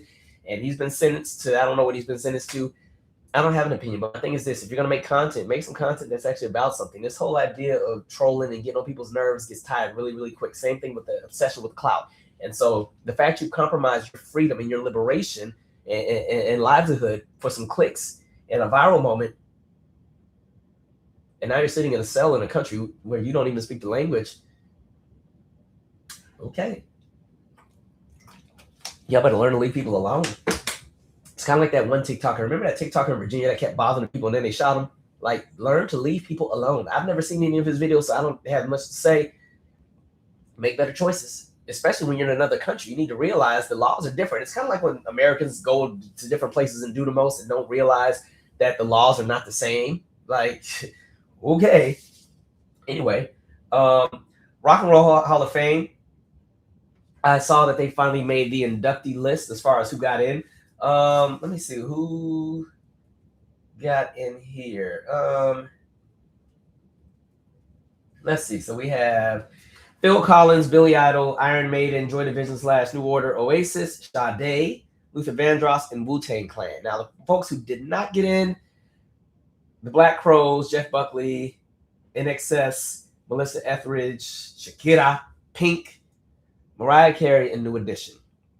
The only two that kind of, I was like, ooh, really? The New Edition one was interesting to me because, you know, with the Rock and Roll Hall of Fame, they have a whole thing with the fan vote. Now, apparently the fan vote doesn't really carry a lot of weight. But what is interesting is that with the fan vote, New Edition was so far ahead of everybody. They had like 1 million+ votes. And I think the next highest number was like, I forgot how many, a few 100,000, right? So I figured New Edition would likely get in just because of how much they just outperformed everybody else with at least the fan vote. But when I read everything, they're like, the fan vote doesn't really carry any weight. It really counts as like one vote in a pool of like 1,000 other votes. So I'm like, well, then why do the fan vote? Don't leave people on.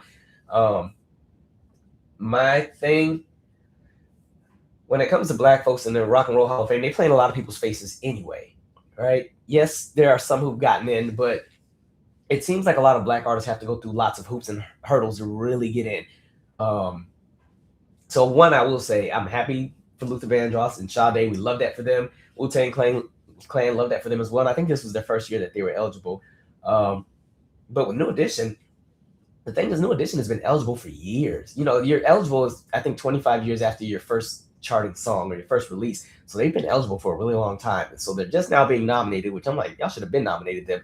But I feel like New Edition will eventually get in, but they're going to do them like how they did, probably like how they did Janet. I think Janet had been eligible since 2006 or 7, and she didn't get it until 2019. Janet had to go through it for like 11 years, right? They kept nominating her like 2 or 3 times. She didn't get in.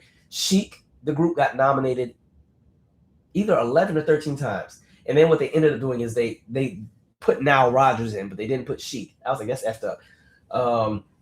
And it just goes to show, because then in comparison, if you take somebody like Madonna, who to me, I think Janet and Madonna have similar careers. We know Madonna is much more successful, but I think as far as what they bring to music, you know, they're both like pioneers in music as far as the pop landscape that we live in today. Madonna was eligible, I think, in 2007, and she got in the very first year. So it's interesting how they move with different things. And then when we get to Mariah Carey, you know, Mariah Carey is another one where for her to be one of the best-selling women in music and also a songwriter, right? And everything else, and they just, you know, she didn't get in. I think it's the second or third time she's been nominated.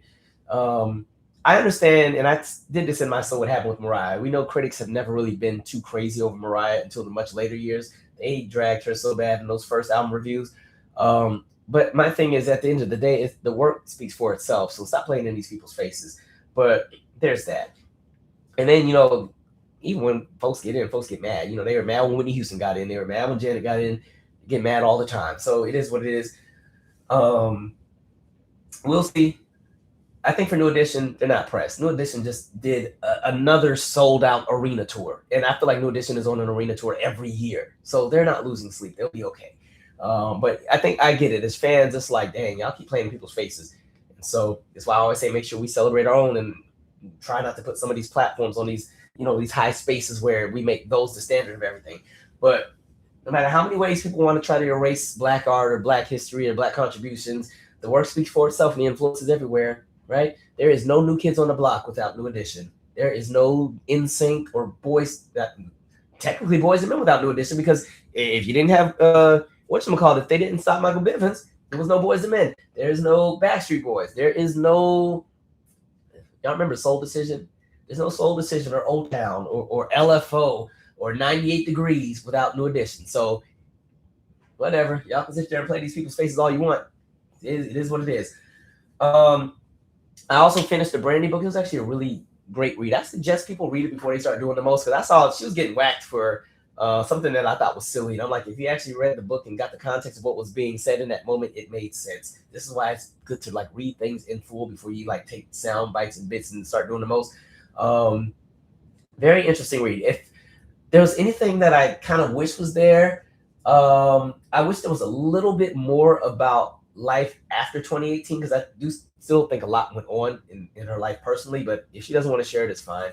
So that was the only thing where I was like, oh, I wish you kind of talk about that a little bit more. But, she talks about her relationship with Monica and how they met, how, her relationship with Leah, constantly being judged by men who compared her to other women all the time, whether it was her looks or how she sang or how she performed or who she was as an artist. I didn't know she was in an abusive relationship, which that threw me off. I was over here Googling trying to figure out who that person was. She had all kind of bullies as a child. I'm not going to spoil the book, but there's some stories in there in those early years. I also didn't realize she was so close to Ray J. I knew they were brother and sister, but I didn't realize they were this inseparable. I was like, okay. Very nice read. I suggest, if you don't like getting your eyes dried out by looking at the pages, to get her on Audible, because she's also narrating her own book. So that was nice. I also went and saw You, Me, and Tuscany.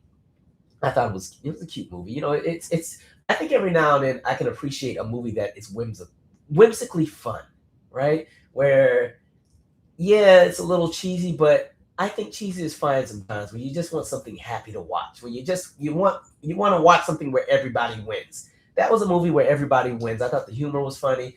I thought Halle Bailey did a great job.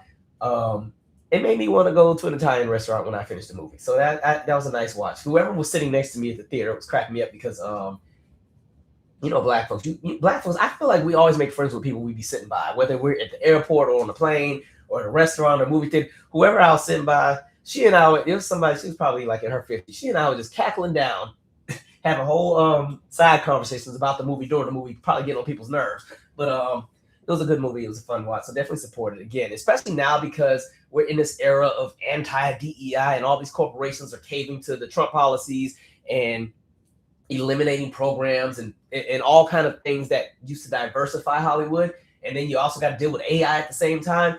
There's going to be a lot of Black movies that don't get greenlit. There's going to be a lot of Black TV shows that don't get greenlit. There's going to be a lot of Black productions that got to go through hurdles in order to get stuff done. By the way, if you're a person who's into theater and Broadway, make sure you go and check out the new Broadway show at Taraji P. Henson and Cedric the Entertainer as well. But anyway, there's going to be a lot of no's right now because of how the climate is. And so it's important that we support a lot of these productions and movies and films and everything. Because I want to say Will Packard is a producer of that film as far as You, Me, and Tuscany. And we've seen how they've always done Black movies in Hollywood anyway. So again, it was a cool movie for what it was. I'm going to read the comments and then we're going to wrap up. And then I'm going to I think I need to take me some more Benadryl. Let me make sure I don't get hooked on it. Okay, so we'll wind down and we'll keep it moving.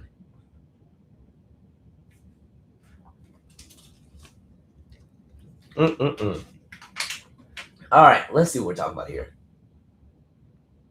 Edward Bloom, yes, a mess. SE said Calvin for real. I don't know what you're talking about. Oh, I think you're talking about when I was joking about OnlyFans. I ain't doing no OnlyFans, please. Right? No. I mean, I'm saying that now, but depending on how this economy go, if AI takes my job, I got to do something. But I ain't selling enough albums, so let me quit.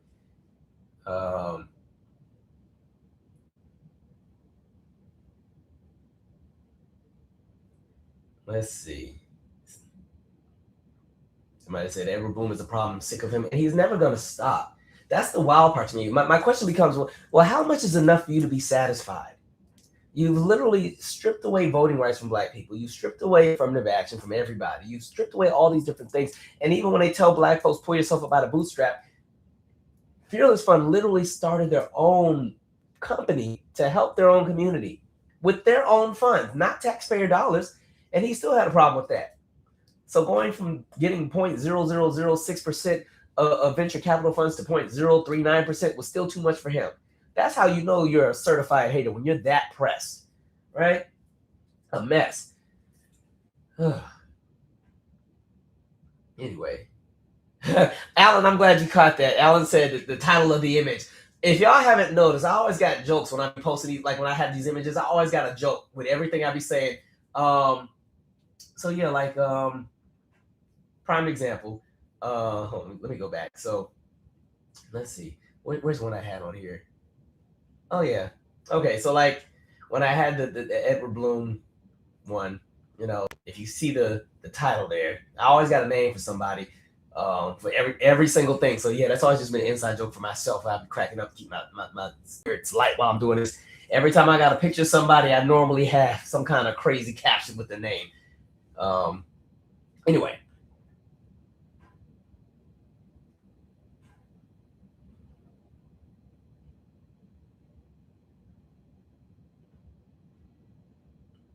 Let's see here. Somebody said, thank you. Nothing the president does is shocking. There's nothing he can do that can shock us at this point. Even when he chose to, I was about to cough again. I'm fighting it here. Sorry. Even when he, damn, I'm going through it.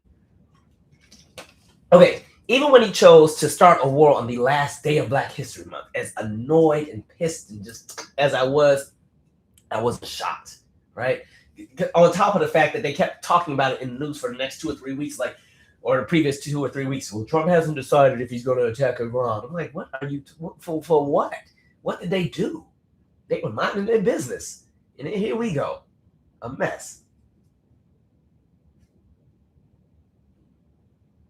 All right. Alejandro said, they said it was doctored and it came out of his lips. I'm a doctor. Exactly. They will try to cover up and vouch for him just for him to still mess it up. Like, Trump is not somebody you want to do no crime with, because he's going to mess it up. He's going to be the reason you get, he will mess it up every time. A mess. Look, absolutely not. I would not want him in no group project in high school. Like, he would, ooh, my God. All right. Nope. Isn't ripping down the White House considered destruction of government property? I asked this question and no one knows. I mean, well, technically, yes, but because he authorized it, it kind of gets covered, even though it was technically unauthorized because it was something that Congress needed to vote on. He just did it himself. This whole executive order thing, he is definitely abused, and he's just made it his own thing. And because, again, checks and balances are so all over the place, nobody can check him right now. Supreme Court is useless. Congress is all over the place. Right? Democrats don't have enough representation to make anything. And then on top of that, then you got to think about the Democrats that are too scary to really do anything, right? You still got a handful of Democrats who want to do all this. Let's unite and be in harmony and kumbaya and everything. So that doesn't change anything. And I want to also say, in the event that Republicans lose the House and the Senate, understand that is not going to be, well, one, it'll be a great thing as far as, slowing down the craziness. That is not going to be the Black liberation moment where we can go and rejoice and kick back. Oh, no, right? Their focus is going to be trying to just not normalize, trying to get us into a space of stability. I don't see that as the moment where they're going to try to right a lot of the wrongs that have happened towards Black people. Their priority is going to be, one, probably trying to, slow down all the stuff he's doing, and then they're going to go and probably try to rebuild the guardrails first. I'm telling you now, if they get the House and the Senate and they're able to stop him, even if they impeach him and the Senate convicts him, which we'll see, I just need black folks to understand we're not going to be the priority in that moment because there's just so much that this man has destroyed where they're going to have to scramble to try to fix diplomatic relationships, international trade, international commerce, everything going on with the oil, everything going on with tech. There's so much stuff. So I just want folks to understand, don't think just because they take the House and the Senate, which will be wonderful, that all is going to be well and magically fixed overnight. It's going to be a while. So I'm going to need people to understand the conversation and concept of patience with everything that's happening because I can already see Democrats get into power. They do what they can with what they have in the moment, and it's still not going to be enough for some folks. And by the time we get to the 2028 election, folks are already going to be jumping ship and ready to let Republicans get right back in there and do the same nonsense. We sat here especially towards 2024, I sat here all year fighting with some of y'all in the chat about we don't need that man back in office. And it wasn't that bad. I bought a car. And here we are.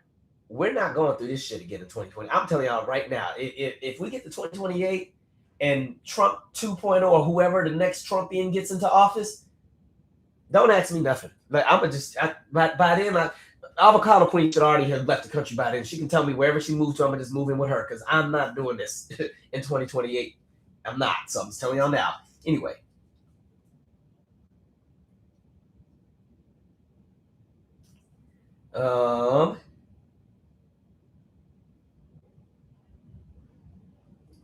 I also feel some kind of way with a lot of these Republicans who have no backbone either. I'm like, for y'all to be so Christian, because they like I said, they took the PR to be the Christian party. For y'all to be so Christian, the fact that y'all just have a blind eye to everything that's happening and it's all totally fine, like, boy, I don't know how people still buy into this. This is why when I look at like white evangelicals like they're crazy. I'm like, so y'all are some good actors. You're great actors. Y'all should win Academy Awards for the way that y'all be acting and pretending to be good people.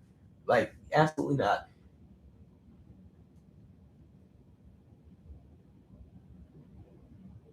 Oh, Very Purple said, okay, so the Johnny Somali guy got 6 months in the Korean prison.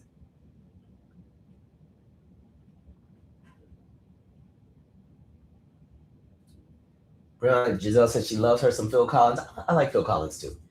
Thank you. I forgot to add that in there. Bryson Stanley. I heard Queen Latifah and Celia Cruz are also getting inducted. Yeah, they're getting a different kind of award. I forgot what the award is. Let me pull it up because I want to make sure they get their flowers too. Queen Latifah.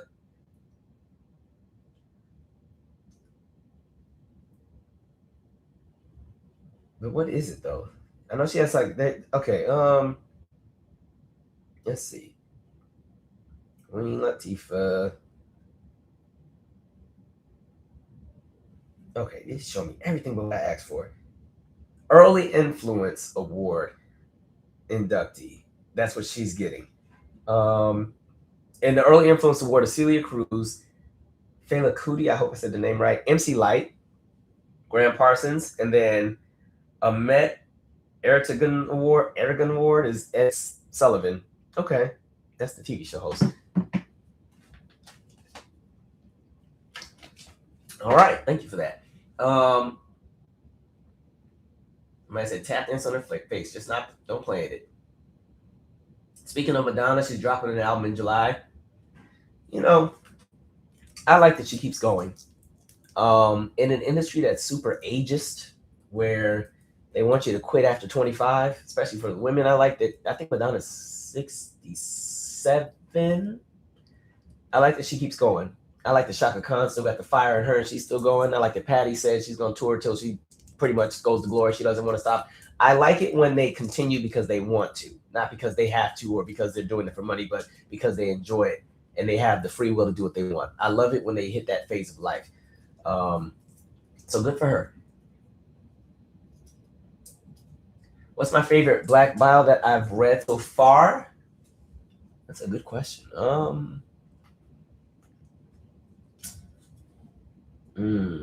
I did enjoy that T-Boz book. That was a good read. Just because they got a lot going on, but I was a huge TLC fan as a child, so I really enjoyed that T-Boz book. Who else? I've read so many I can't even think of who all I've read.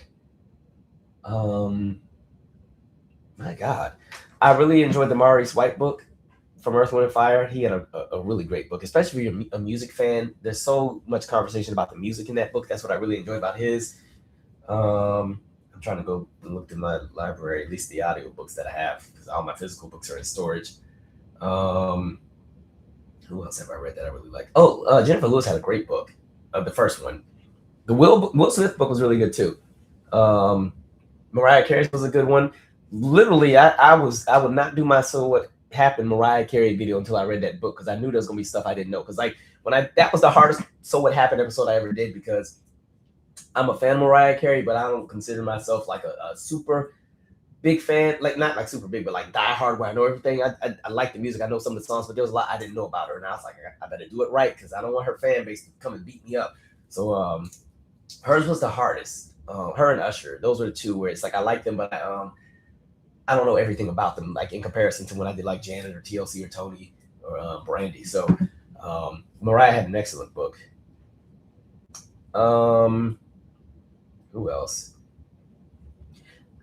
Tony's book was okay. Cicely Tyson had a nice one. I read both of Tina Turner's books.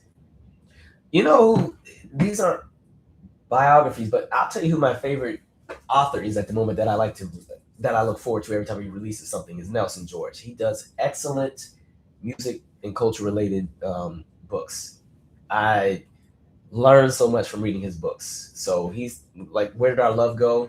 That was an excellent read. If you're like a music historian and you want to just learn more about like the industry, especially in the 60s and stuff like that, that was an excellent read. Or The Death of R&B, excellent read. So I really enjoy a lot of the Nelson George work.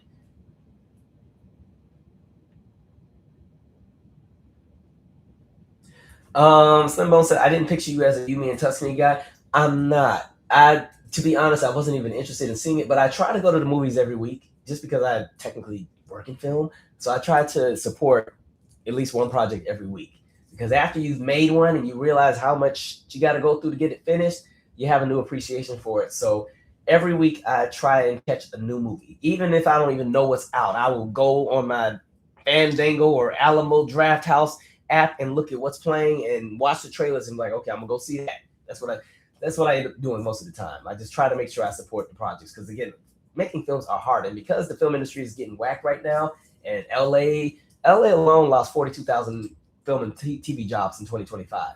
So there's a lot going on. So I try to support at least one film every week. I do the same with music. I try to still purchase the albums of artists that I really like, even though I still stream, but I try to purchase, at least on iTunes, the projects of people I really like, and people that I really, really, really like, I purchase the physical copy or at least the record of their album. And then, for some folks, I'll pay a nice top dollar for their tour, right? So that's what I try to do. Alan, you certainly do. Calvin Michaels, do I have your permission to post GoFundMe link to help pay for graduation travel costs? Yeah, you post it right on in the link. Listen, we are a community here, right? We support everybody. There's been so many people that have dealt with a lot. I wish. Actually, do I have it? One of our subscribers, unfortunately, their house burned down a few days ago. I don't know if I have their GoFundMe link. But yeah, people deal with stuff all the time, so I try to share what I can when I see different things. I don't know if you're on, but if you're on, add your stuff in the chat. Dang, I totally forgot about that. I just happened to see it when I was just scrolling, on social media. I was like, what?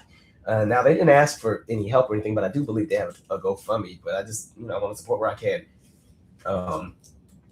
Let's see.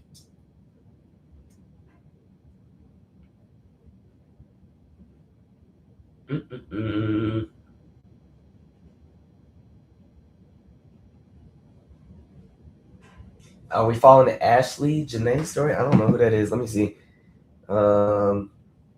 It'd be so many stories to follow. Ashley who? Janae. Of course, Ashley Judd pops up. I don't know who this is. Guys are on vacation with fiance. Content creator. No, I have to look into this. I didn't hear about this. Okay.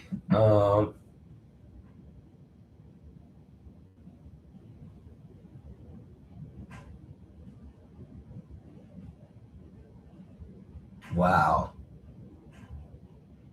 All right, Alan has posted his GoFundMe. So listen, like we said, Alan is one of our longest subscribers out here. I can't remember when Alan started following, but it's at least been 10 years, at least. There's some who've been hanging here for years and years. So I appreciate y'all. Let's see where else. Okay, so Madonna is 67. Okay. You know what? She was here on tour maybe 2 years ago. She had 3 nights here in DC, and then when I almost started going, because they had like because I think she might have oversaturated, so the tickets weren't selling too hot for like the last 2 shows, so they started marking down, and you could get like a nice ticket for like $120 and be like right there. And so I was gonna get it, but then I had a different friend who wanted to go and go to a comedy show, and I was like, okay, well, I'll do that because comedy shows look $25 versus $120. Cool. Now if Madonna does tour again, I'll go just to say that I've seen her because I've never seen her live. So yeah, there's that. I'm also looking forward to this Michael Jackson movie. I got tickets for the Wednesday screening, which is like 2 days before the premiere. So I will definitely make sure I do a review of the film. Do not come on my review if you haven't seen the movie, because I will be giving spoilers. I'll let you know what I think. But I'm looking forward to that. Speaking of, Reba just asked me that question. Yeah, so I'm definitely checking the Michael Jackson movie. Looking forward. I want to just be in the theater, and I just want the music to surround, and I want it to feel like I'm at a concert, but without everybody in the crowd singing and messing it up, right? All right.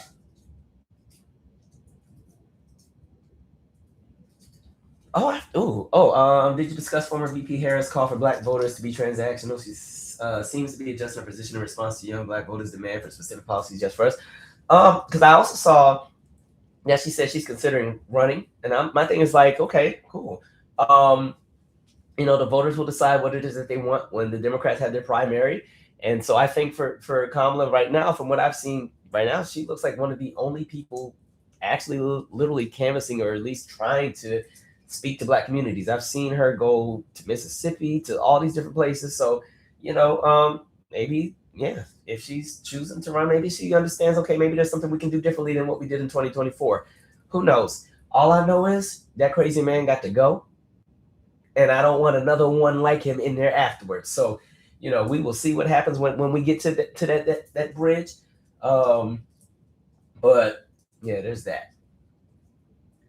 Harold, we're on the same page here. He said, I don't want Americans to play in Kamala's face again. Kamala is better than me, because I've been like, call y'all on your own. I would have never ran again after y'all played in my face. But you know what? We'll see what ends up happening. So, she has a little bit of time. I don't know what 2028 looks like.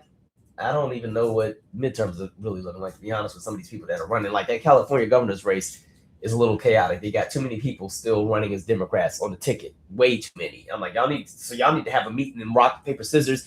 And about 3 of y'all need to drop out, because y'all are about to end up letting the Republican take over California, because that's what happened when Arnold Schwarzenegger got in there. There were way too many Democrats on the ticket. The Democrat vote got split. Arnold Schwarzenegger ended up becoming the governor, then tripled the California's debt to $90 billion, right? From $30 billion. So, all right, get together over there. I don't think Orange Man's going to run in 2028. It's just too much. He's one step from the casket anyway.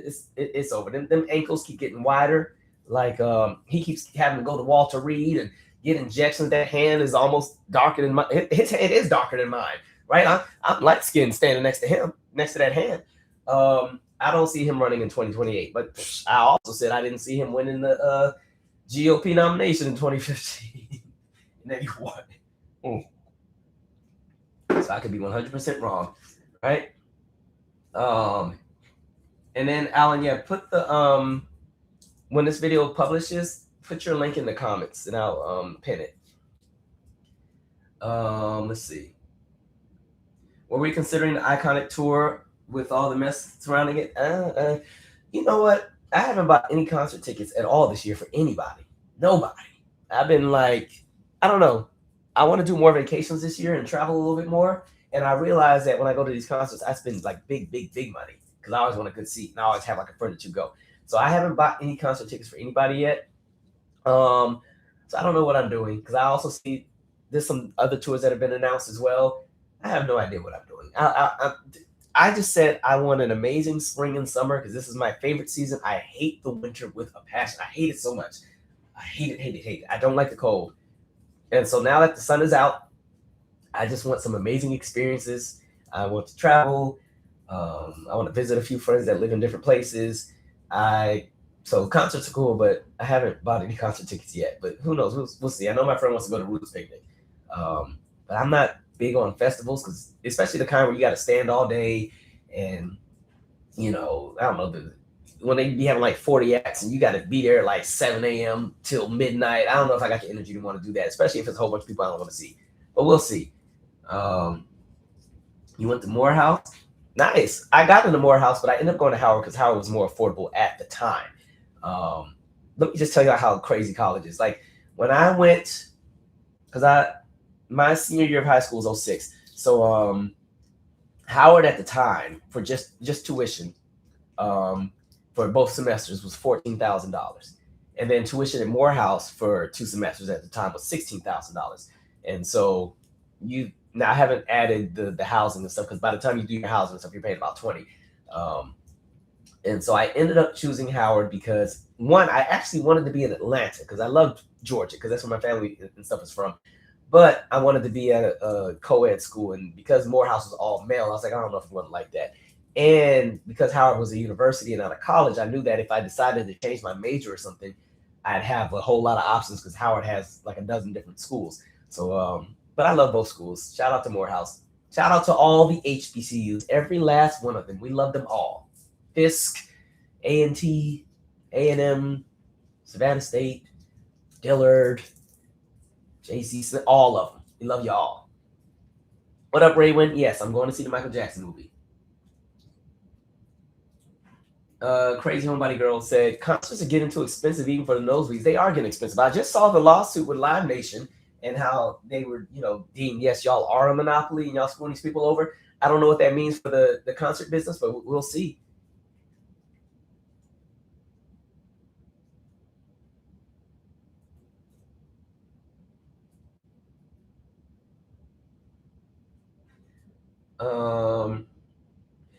My 20th high school reunion is actually this year. Alan was saying his 10 years this year. Mine is in June.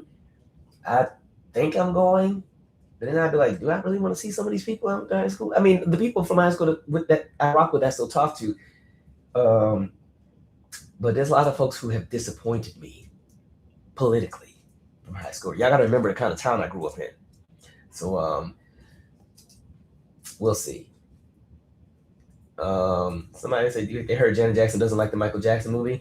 I know she's not in it. She didn't give them the rights to use her image or anything in the movie, so she's not featured in it. Randy's not in it either. But a lot of that ties with the fact that Janet Jackson and Randy, and it was a few other siblings, but they've all kind of shifted. They don't mesh well with the Jackson estate. You remember back in 2012 when Catherine was missing? There was a whole lot going on. Like around that time, some of the Jacksons had accused Michael's estate of forging the will and that the document was fake. And then there were some others who were like, they're abusing Catherine. And it was all kind of stuff going on. And I know for sure Janet and the MJ estate, they are not eye to eye. Same thing with like a Paris Jackson. We'll see. But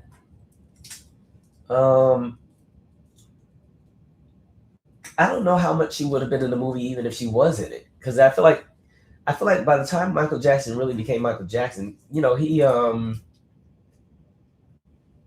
he started to get into his own space. Yeah, I feel like if Janet was in it, she'd just have a few little one-liners. It's not like they won't be having brunch and fighting and stuff because one, as children, they weren't around each other as much because the brothers were always on tour, and then she was at home with the sisters.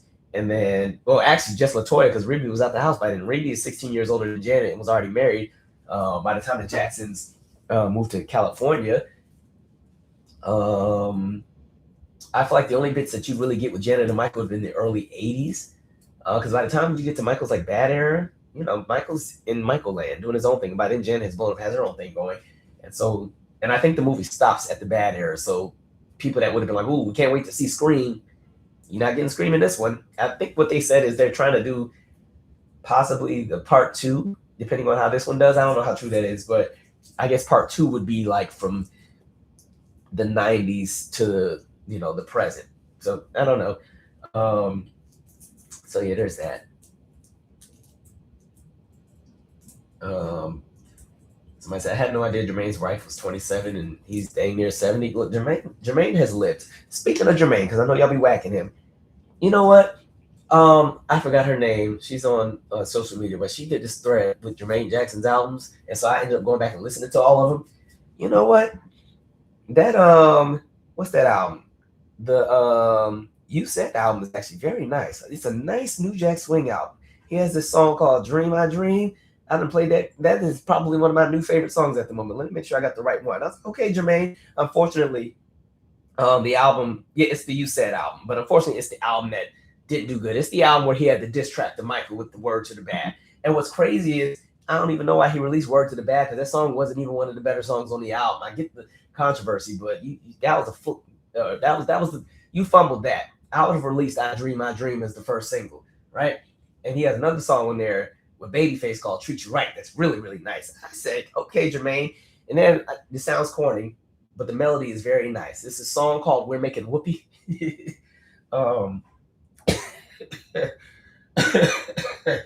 Kind of corny, but I love the melody of that song. I was like, okay, Jermaine. Yeah, what's that album? I'm trying to see what else is on that album. I was like, this is a nice album. I always do this thing where I try to go back and revisit albums that I didn't pay attention to or that may have been ignored. What's that other one he has that I like? There's another one on here. Oh, the You Said song is okay. There's another one. I don't know what it's called. Okay, whatever. Either way. But I went and listened to that album. I went back and revisited Tisha Campbell's album, which was really, really nice. And then I'm always talking about Phil Perry, but I forgot my favorite Phil Perry album, which is, hold on, let me pull that up too. The Pure Pleasure album. Very, very, very, very nice album. Then I went back and checked out the Rochelle Farrell album. Hold on, make sure I got the right album. It's called Rochelle Farrell. Nice. So I always love to try to discuss. So like I do a whole lot. I try to catch a movie a week. I try to listen to at least one album that I've never listened to before every week. I do a lot of screenwriting, like a lot of writing every day. I do that. And it's crazy. I haven't even touched my recording studio in a minute. I'm about to start getting back in there again too, because I'm getting the itch to compose and create. So yeah, I love just jumping in everything. Let's see. They should make a Prince movie. That'd be interesting.